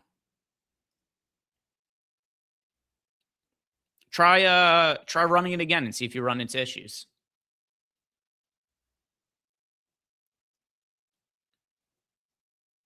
Emmanuel Classe story. Emmanuel Classe accused of throwing suspect pitches to benefit bettors in 48 games over the last 2 years. Well, that's pretty significant. Also, Classe, what an idiot. I don't know if you guys saw this story. He got paid. It was like a really nominal amount of money. It was like, maybe there's been updates to it, but it was like he got paid like $8,000 when he was on a contract that paid him millions and millions of dollars so that he could throw some balls in specific situations so that people could cash some bets on him. One of the dumbest things I've ever seen. But all right, starting to work on late swaps now. And I'll let you guys know what I end up getting to for some of the Bulls guys. Because that's what I think is most significant, especially the Kawamura piece. Caleb, am I going to build any FanDuel parlays? Yeah, I'll build out a FanDuel parlay. What I'm going to do is I'm going to build it on the screen, and then I'm going to place the bet from my phone as opposed to placing it directly on screen, just because I don't want to lag out like I did before when it was having issues with the location check and whatnot.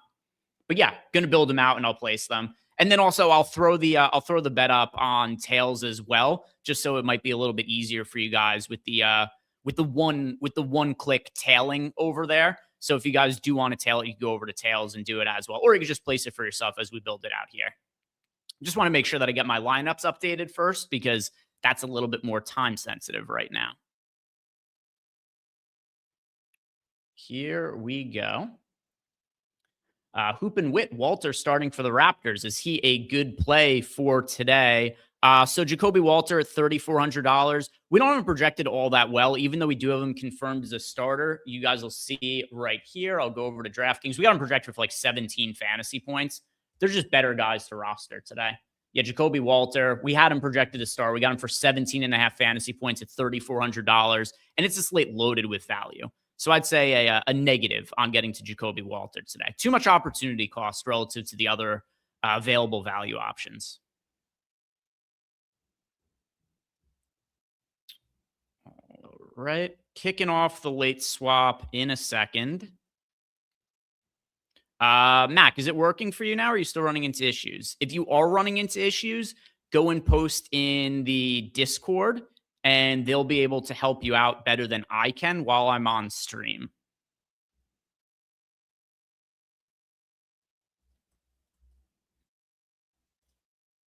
And all right. Yeah, nothing looks weird for me yet. Just going to paste some stuff in, and then I'm going to kick off the sim. So what we're most interested in seeing here in this late swap, what happens to Kawamura exposure? And do I just get to infinity amounts of Jaden Ivey? Those are the things that I'm keeping an eye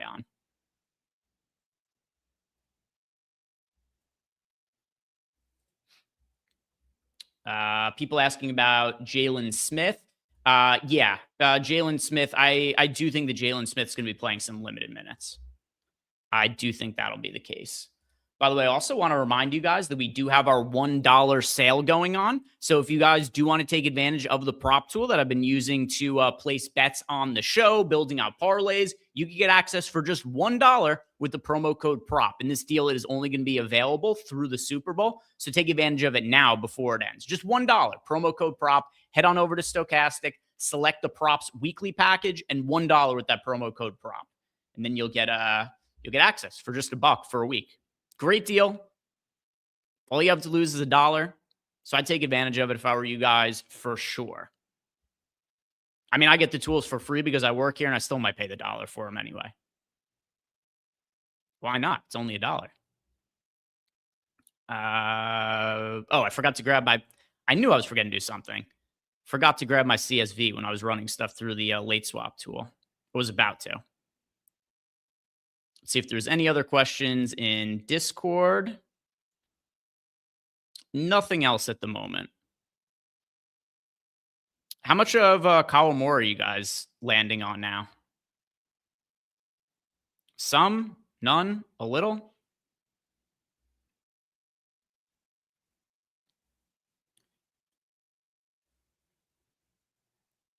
And my late swap is underway.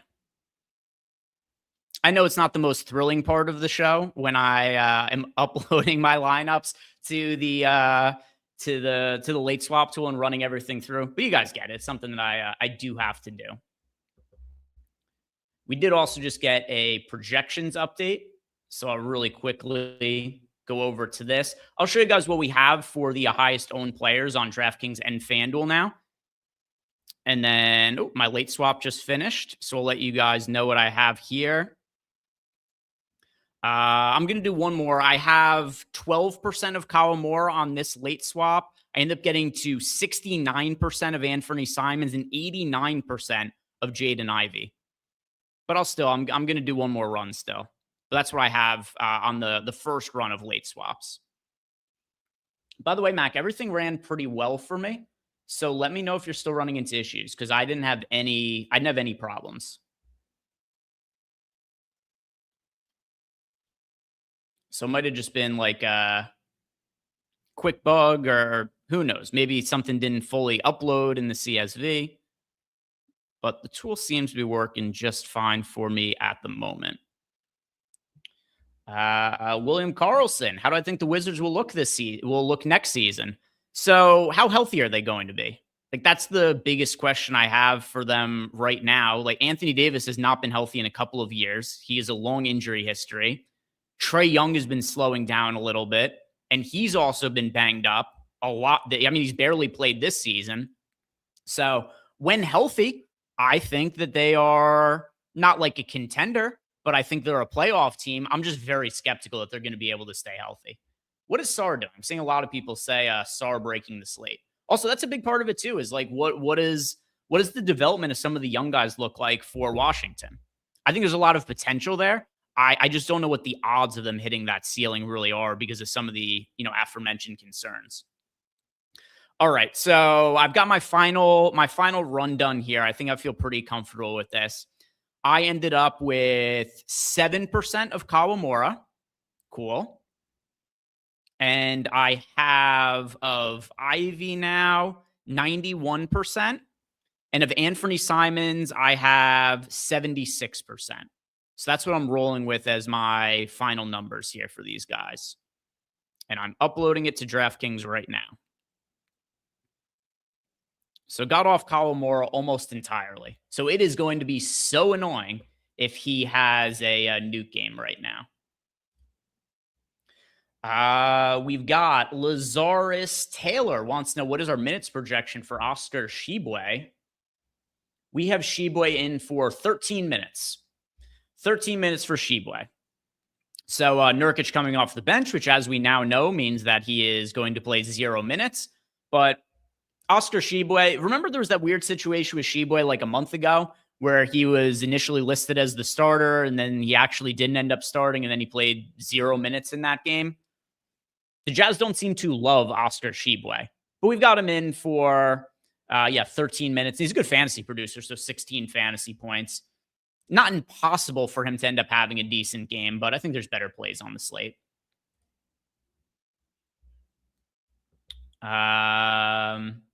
Mac is saying it is working for him now.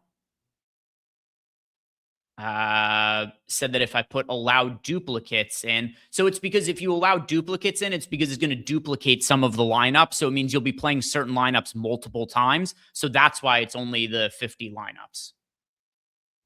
We've got here from Ultimate, our guy, Ultimate Ute fan says, love the new show format. Question, doing amazing in showdowns, but it's harder when you can fit in anyone you want. You have any favorite captains for which showdown?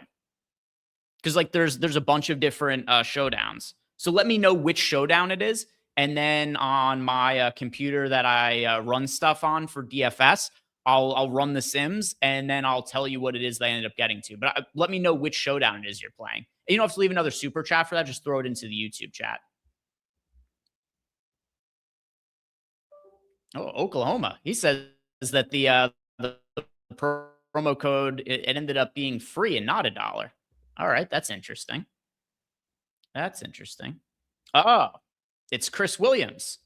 Oh, Chris. All right. Thank you for the super chat. I didn't recognize you as Ultimate Ute fan. That's it changed your name to something entirely different. But appreciate the super chat. And Suns Warriors. Cool. All right. So I'm going to run a sim for Suns Warriors over here. And I'll let you know what it is that I end up getting to. And then we'll start building out some of our boosts as well over here. So I know that for FanDuel, I have a 50% profit boost for today. And there was a few different ones on DraftKings as well. Like I said before, if you guys missed it, I'm just going to read them off to you guys so that I don't run into any weird lag issues where I end up stalling out on the show and it's just me here. But we'll still build them out here.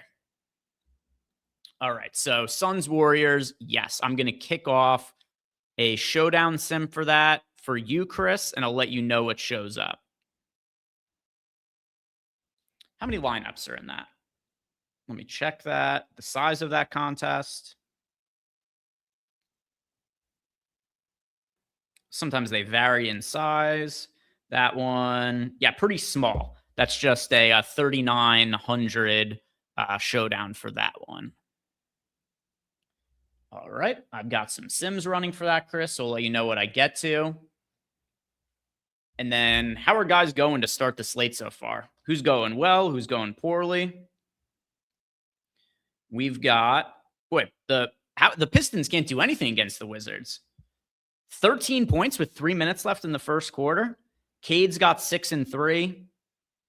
Nothing for Stewart, nothing for Duran.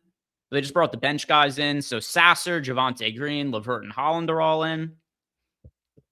For Washington, yeah, pretty good start for Alex Sarr. People are saying breaking the slate. I mean, 7 points and 5 rebounds is an expensive guy. It's not quite breaking the slate. It's fine, though. It's fine. And, I mean, for the people who are, who are lamenting Sasser, he just checked into the game 20 seconds ago, guy coming off the bench. So give him a second. Give him a second to see how he goes. All right, Chris. I've got the Sims running now for the Showdown slate. Actually, just finished. All right, so top captains. If you guys are playing the Showdown slate, it is in order: number 1, Grayson Allen; 2, Brandon Pajemski; and 3, Colin Gillespie. Those are the ones that showed up the most in the Sims as far as the captains go. Thank you very much for the super chat. Let me just make sure there was no other questions in Discord. If not, we'll start by building out the FanDuel boost. Iron Maiden did ask DK utility for $6,400 or less. Let's see, $6,400 or less in the DraftKings utility spot. That for me is $6,400. Filipowski. If you already have Filipowski in your lineup, then Jalen Suggs. And then Mayer wants to know, what is the closest contest to select if late swapping for the 4-point play contest on DraftKings? I would just do the main for that. It's most similar to the main, like $15 contest for the $4 in terms of ownership.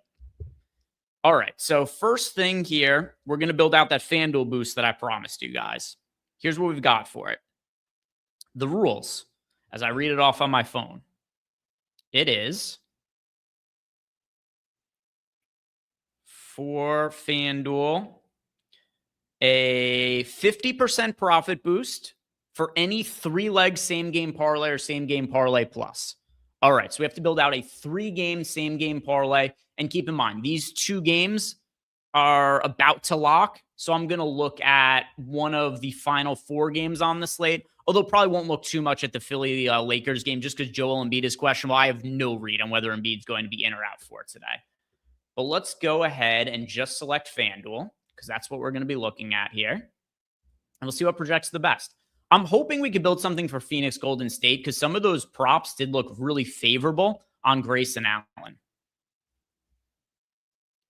All right, so FanDuel, here we go. Yeah, Grayson Allen, the over 3.5 threes prop. Is there anything else that looks good for that game? We've got Gillespie for over 4.5 rebounds. All right, let's click on this. Yeah, I'm like this. Plus, it's going to give everybody more time to get the bet in because this game locks at 10. So we've already gone over the Grayson Allen stuff from before. To remind you guys, if you weren't here at the top of the show, Grayson Allen. There's no Jalen Green and there's no Devin Booker tonight for the Phoenix Suns. With both those guys off the court, Grayson Allen this year, 28% usage rate, makes 4.4 threes per 36 minutes. The line is 3.5. We've got a massive plus EV projection on the over for Grayson Allen here. It actually might just make sense to look at all of these overs for Phoenix guys based on what some of our projections are. And then I've already got some of the numbers pulled up here as well. So I'm just going to go down the board and see how some of these other ones just look relative to the on-off court numbers. So the Grayson Allen one, lock, love it. We've also got as the next best projected prop, Gillespie for over 4.5 rebounds. What does his rebound rate look like this year with Devin Booker and Jalen Green off the court? Gillespie also looks solid and pretty similar to our projection. Gillespie this year, 5.2 rebounds per 36 minutes when there is no Jalen Green or Devin Booker on the court. The Jalen Green's only played 70 minutes, but like I said before, he's out. Might as well take those 70 minutes off the court. I agree with our projections here. Putting Gillespie into this. Now, finally, we've got Jordan Goodwin for over 4.5 rebounds. We've also got Pajemski for over 5.5 rebounds. We've got Iguodaro here for over 5.5 rebounds. All these project extremely well in our data for FanDuel. Let's look at the Goodwin one. What do Goodwin's rebounds look like? And then also we've got him in for 24 minutes in our projections. Okay. Goodwin's rebound rate. This is crazy high. Crazy high rebound rate for Goodwin. Yeah, listen to this. Jordan Goodwin this year, 7.7 rebounds per 36 minutes when he plays without Devin Booker and Jalen Green. And it's a decent amount of minutes, too. It is a 579-minute sample size. Like, that's fairly significant. That's pretty significant. So we have him for 24 minutes. So think of it this way. All right, so those are the per 36 minute numbers for Jordan Goodwin. But now let's just say we're going to give him, 2/3 of those 7.7 rebounds per 36 minutes because we have him projected for 24. And, even then you're getting him right around this projection of 5.6. I like all three of these Suns props. They project well for us. They make a lot of sense when looking at the on-off court numbers. So we've got here Grayson Allen, Gillespie, and Jordan Goodwin.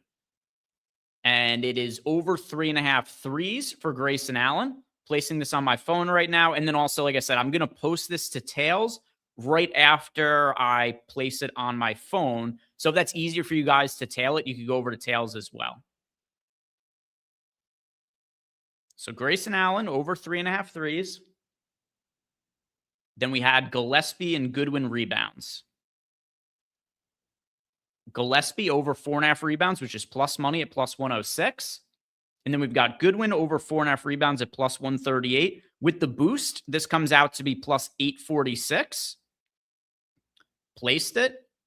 And now I'm posting it to Tails.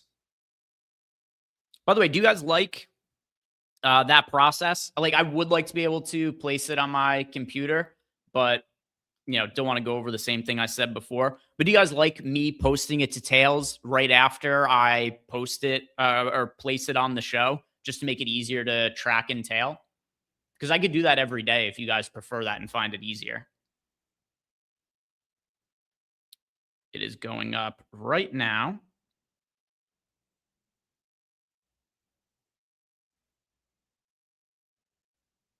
And sending.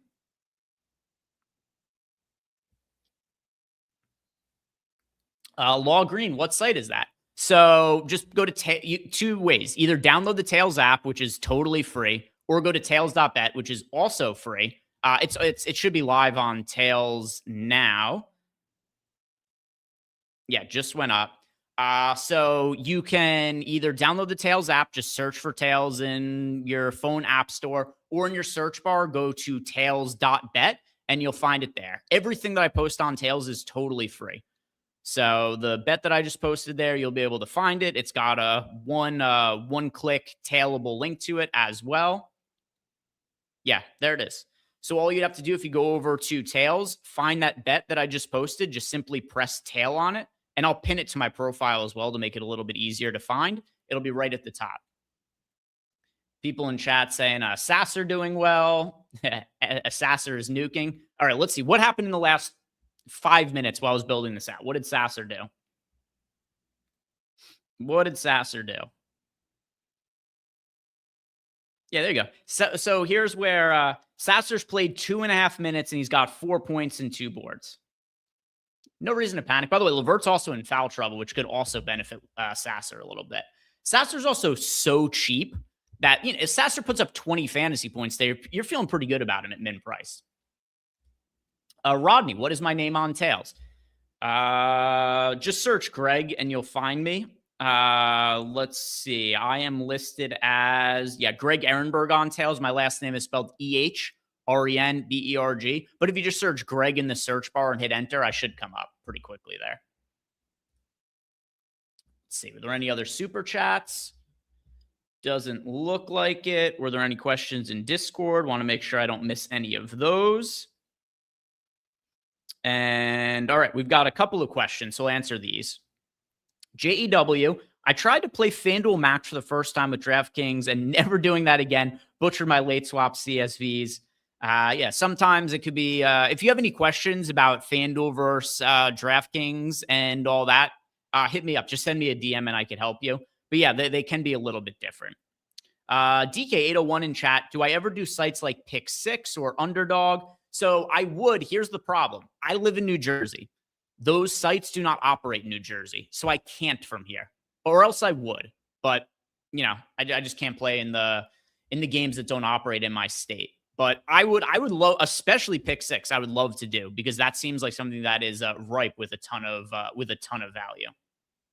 But yeah, I just don't have access to it. All right, DraftKings next. We built out our FanDuel boost. Let's see what we have on DraftKings now. Select DraftKings, unselect FanDuel, hit apply. Now let's go to all of the games. Just refresh this in case anything's changed. And now, oh, by the way, officially, we already knew this was going to be the case, but it's official. Chris Middleton, Marvin Bagley, AJ Johnson, they won't make their Mavs debut today. All right. Now let's see if DraftKings will let me log into the sportsbook for my phone. I'd be really shit out of luck if they don't let me do that.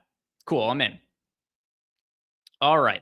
So we have here, a happy hour power boost, 25%. Get 25% boost for either Maxey or Doncic to score more threes. Well, what are the odds? It's close to even money.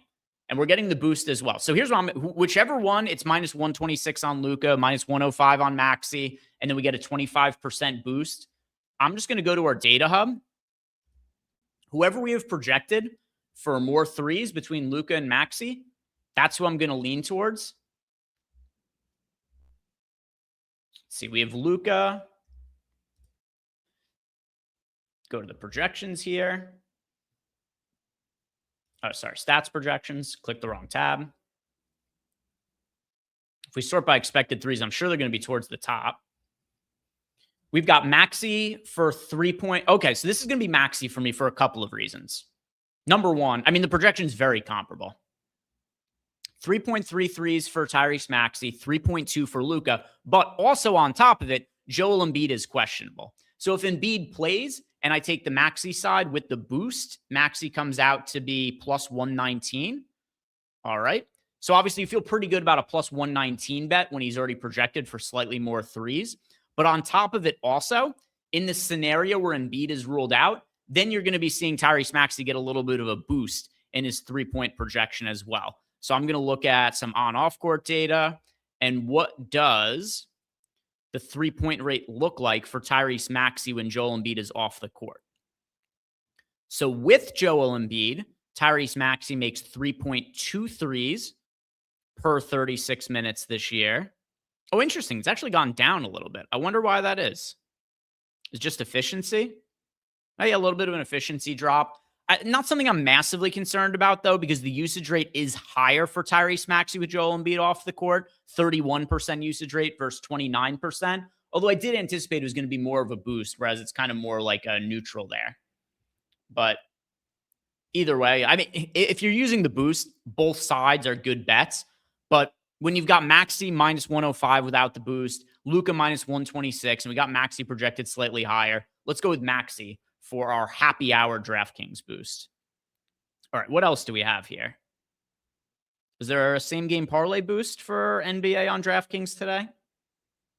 Yeah, Dan C's in it as well. Dan C says, I put the max. They allow me 10 on Maxey. Yeah, that's what I did too. And I think they let me get the whole one in for this. Yes. Yeah, they let me bet the whole $10. So I'm pretty happy with that. Vucevic going crazy, according to people in chat. Oh, yeah. 5 minutes for Vucevic. 5 points of rebound, and assist, a steal, and 2 blocks. How much of him did I end up with? Now I hope all of it. I have 25% of them. How much of Vucevic do you guys have? I'm not unhappy with 25%, but given his start, would have liked to have had 100% of him. And what's his ownership as well? Let's see. I don't think he was massively popular, was he? Yeah, just under 20% ownership to Vucevic. So I'm a little bit overweight to him. Clint Weatherwood saying they're 25%, 20%. I guess it depends what contest you look in. But yeah, like anywhere from like 20 to 25%. Tari Eason out for tonight, by the way. We do have Tari Eason officially out now. And I believe we had him in our projections. So that'll be an update. Oh, we just got a projections update. That take Eason into account? Not quite yet. This shouldn't change. We only had Eason projected for 17 minutes. You shouldn't have had him in lineups anyway. So I don't think this is going to be like a massive needle mover for anybody from. It matters a little bit. It matters if you guys are playing like a late slate or a showdown or a turbo slate. But there shouldn't be anything from Houston that was unplayable that all of a sudden looks great or anything like that. I would say probably what's most notable is that Clint Capella props probably look a little bit better. If I remember correctly from earlier in the day, Clint Capella to rebound prop of 4.5, 3.5. Let's see if we could find it here. Clint Capella. Let's see. Go to the Rockets. Yeah, Capella. Yes, this is going to look better. Capella, the number actually went up to 5.5. So earlier in the day, I did bet Clint Capella. It was part of the video I put out on Twitter. Capella over 4.5 rebounds. The number's gone up to 5.5. And now our projection is probably going to go up as well. I wouldn't bet the over 5.5 on Capella, but it makes me feel better about the 4.5 that I had for my video earlier. But nothing else. This shouldn't have massive DFS implications, I don't think. We'll look at the projections in a second, though. And then let's see, was there any boost on DraftKings for same game parlay or anything like that? Oh, here we go. All right, so there is a 25% NBA trade deadline boost. What is this? Could apply to any bet. Okay, that one applies to any bet. The happy hour boost, we just used that. There's also, okay, there's an NBA mystery offer. I always wonder, is the NBA mystery offer just the same for everybody? I just claimed that I got a 30% same game parlay boost for DraftKings, max bet of $5, and it has to be, let's see, how many legs? I don't even think it says here. Oh, here, 4 legs, 30% profit boost. Did you guys all get that too? Is it going to apply to all of you? Oh, the 25% was the trade deadline boost truffles. By the way, I think for that one, like I want to get more exposure to the Grayson Allen bet. I want to the 25% boost, which could be used on a single. I think we should use that on Grayson Allen because that looks like the best bet on the board. The Grayson Allen over 3.5 threes. I'm going to use the 25% boost on that as a single. And then I'm going to go ahead and make a same game parlay using the other boost that I had. And that's what we could finish with. Is a DraftKings same game parlay. Has to be a 4-legger. All right. It won't even let me. I don't understand. How does the trade deadline boost work? It won't let me use it.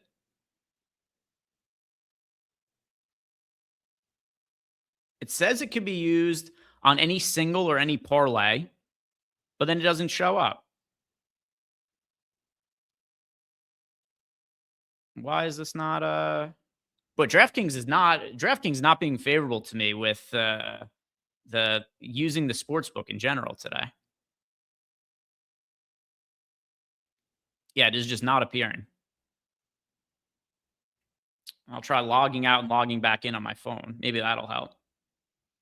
Well, anyway, let's go back to the data hub really quick and look at the updates for the Rockets projections, which just came in. All right, we'll go to Houston, see what they're looking like. Tari Eason just officially rolled out. If you guys missed that or didn't hear me say it. And yeah, matters for nothing. There are 0 good players projected well on a points per dollar basis on DraftKings for the Houston Rockets. Let's look at FanDuel. Does anybody project well on FanDuel now that we officially have no Tari Eason? Well, let's look at the Rockets here. We have, once again, nobody projected well. Yeah, doesn't really mean anything for today. Doesn't mean anything. No other super chats here. Let me also check the Discord. Larson wants to know backloading anything for the Dallas game. So we already have the Dallas news. There's no Brandon Williams. There's no Daniel Gafford. So I'm just playing whoever I end up getting from that game, which let me check my lineups. Who do I have from Dallas? Cooper Flagg looks decent. You know, I've got Flagg in a chunk of lineups. I've got 7% of Max Christie. I've got 2% of Caleb Martin. Not really. Cooper Flagg is the one standout guy from Dallas, but you know, it would be one thing if there was guys questionable. We had no clue what the situation was, but we've already got all the injury news there. So I don't think you have to make any, you know, kinds of changes to anticipate something potentially happening. Tyus Jones also just officially got word that he is not going to be playing tonight for Dallas. All right, so we've got all the DFS news. So let's build out the same game parlay for DraftKings. Go over to the props tool. Remind you guys one more time, the props tool for the next couple of days, it is just $1 with the promo code PROP. Sign up for the weekly package, enter the promo code PROP, $1. Try out the tools. We've been using them on the show. I've been posting a video with my favorite bets for every single game, and it's been really fun to use. You could also edit rates and projections within here as well. So if you guys do want to make some of your own projections, like let's say you think Grayson Allen is going to play more minutes than we haven't projected for, you could increase his minutes, and you'll see that'll also change all of his individual player stat projections. You could change his rates as well. So if you think that his 3-point rate maybe is too high in the absence of Devin Booker for today, you could go and you could change his rate, and you could just press edit rate, and you could downgrade this a little bit. Now, we already went over this before. I think it's appropriate, but let's say you wanted to, you could change his rate, and you'll see that'll change his 3-point projection there. I'm going to roll it back to what it was before because I thought that was appropriate. So if you guys have wanted to make your own projections for player props, but you don't really know how to build a model or anything like that, we've made it as simple as possible. You just enter the minutes and some individual rates for players, and then using our own stochastic model, it'll tell you what the projections are for those players, and then it'll also say what bets are available and what's plus EV based on whatever books you have selected. So I'm really excited to use that more. It should be really fun.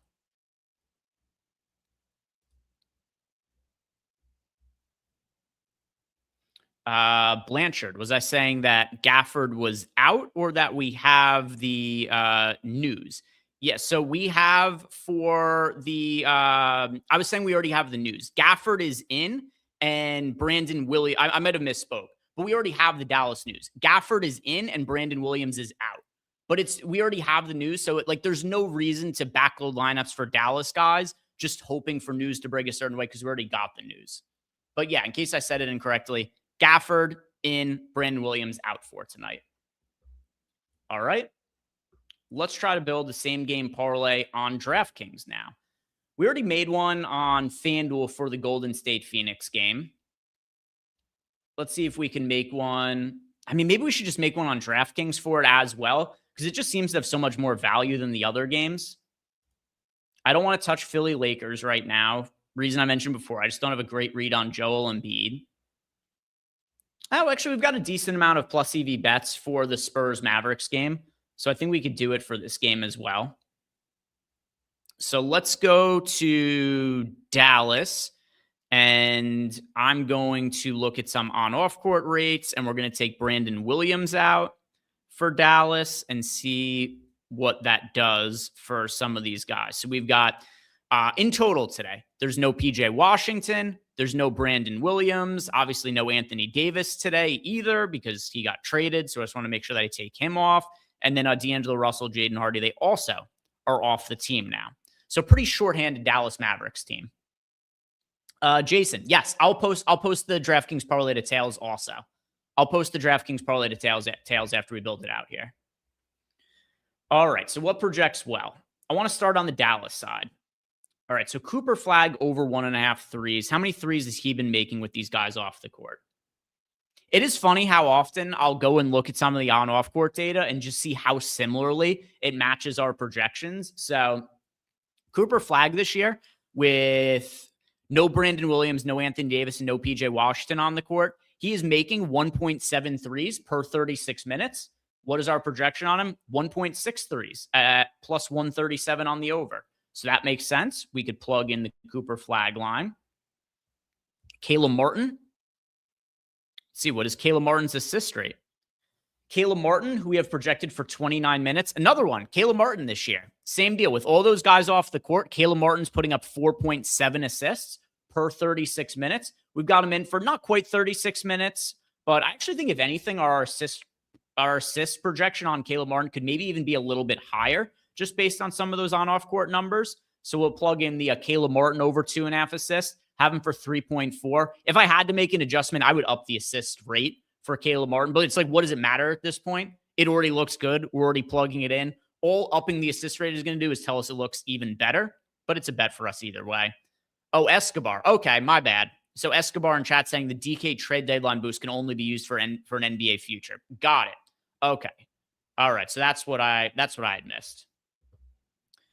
Let's see. Any other Dallas props? Gafford over 20.4 PRA. We've got him at 18.5 is his line. What do we have as for his minutes? 24. How much could Gafford potentially play? And also, what is his numbers this year with these guys off the court? Gafford, per 36 minutes, 9.6 rebounds, or 9.6 points, 13.2 rebounds, 1.1 assists. So we've got Gafford per 36 minutes would be at like 24, 25 PRA. Projection might be a little bit high on Gafford. Might skip that one. I'm also a little skeptical of how many minutes he's going to play. Let me look at Gafford's recent playing time. And then, obviously, he was listed as questionable for today as well. All right, maybe I shouldn't be as skeptical about his playing time. Last 2 games, he played 25 and 28 minutes.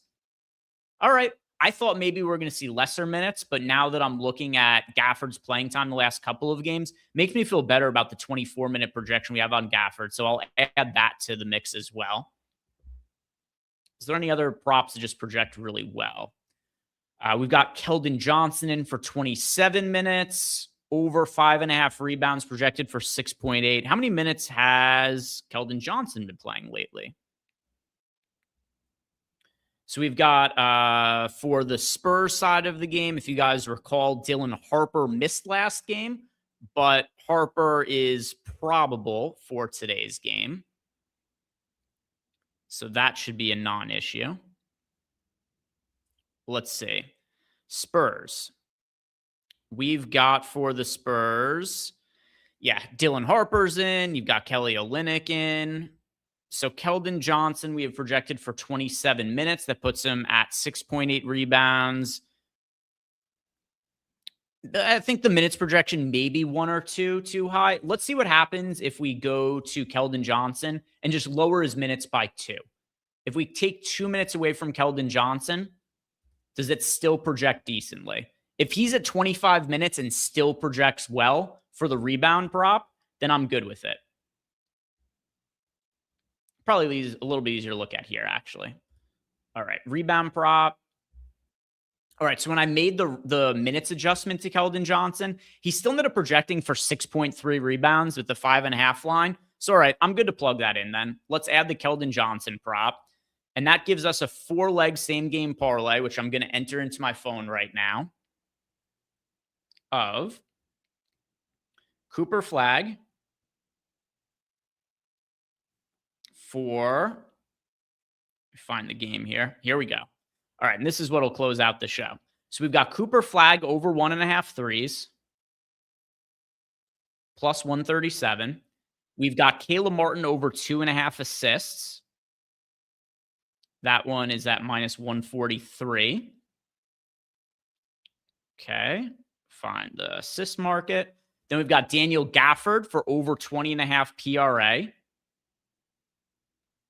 Hopefully the PRA is included in the same game parlay. It is. Cool. So we could use that line. Oh, wait, is it not? Looks like it's gone now. All right, so we're going to need a replacement for Gafford. It looks like they pulled that line. Or at least it's not available for the same game parlay. But for the player rebounds, we have Keldon Johnson at, yeah, line's moved a little bit, but more or less the same. It's minus 135 instead of minus 134 now. Jack, this is for DraftKings right here. This is for DraftKings. All right, so yeah, the Gafford PRA line. Let me just double check.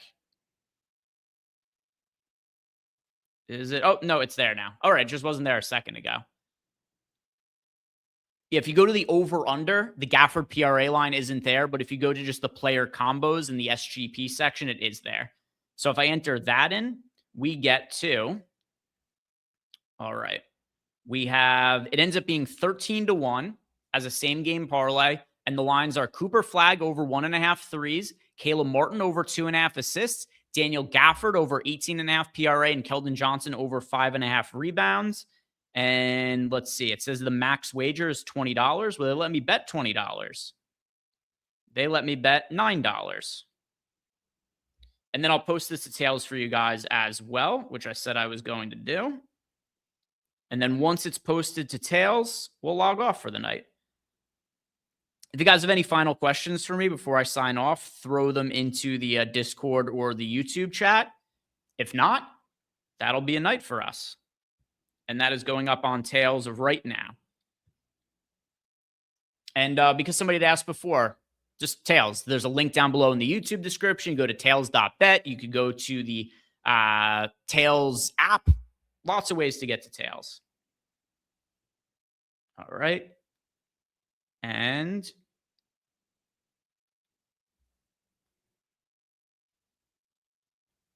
DK, SGP boost. And this should be up on Tails in a second.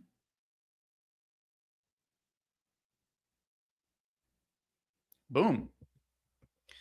All right. Let's see, no super chats. Castle or Najee. I'll go Castle over Najee for that one. Let's see.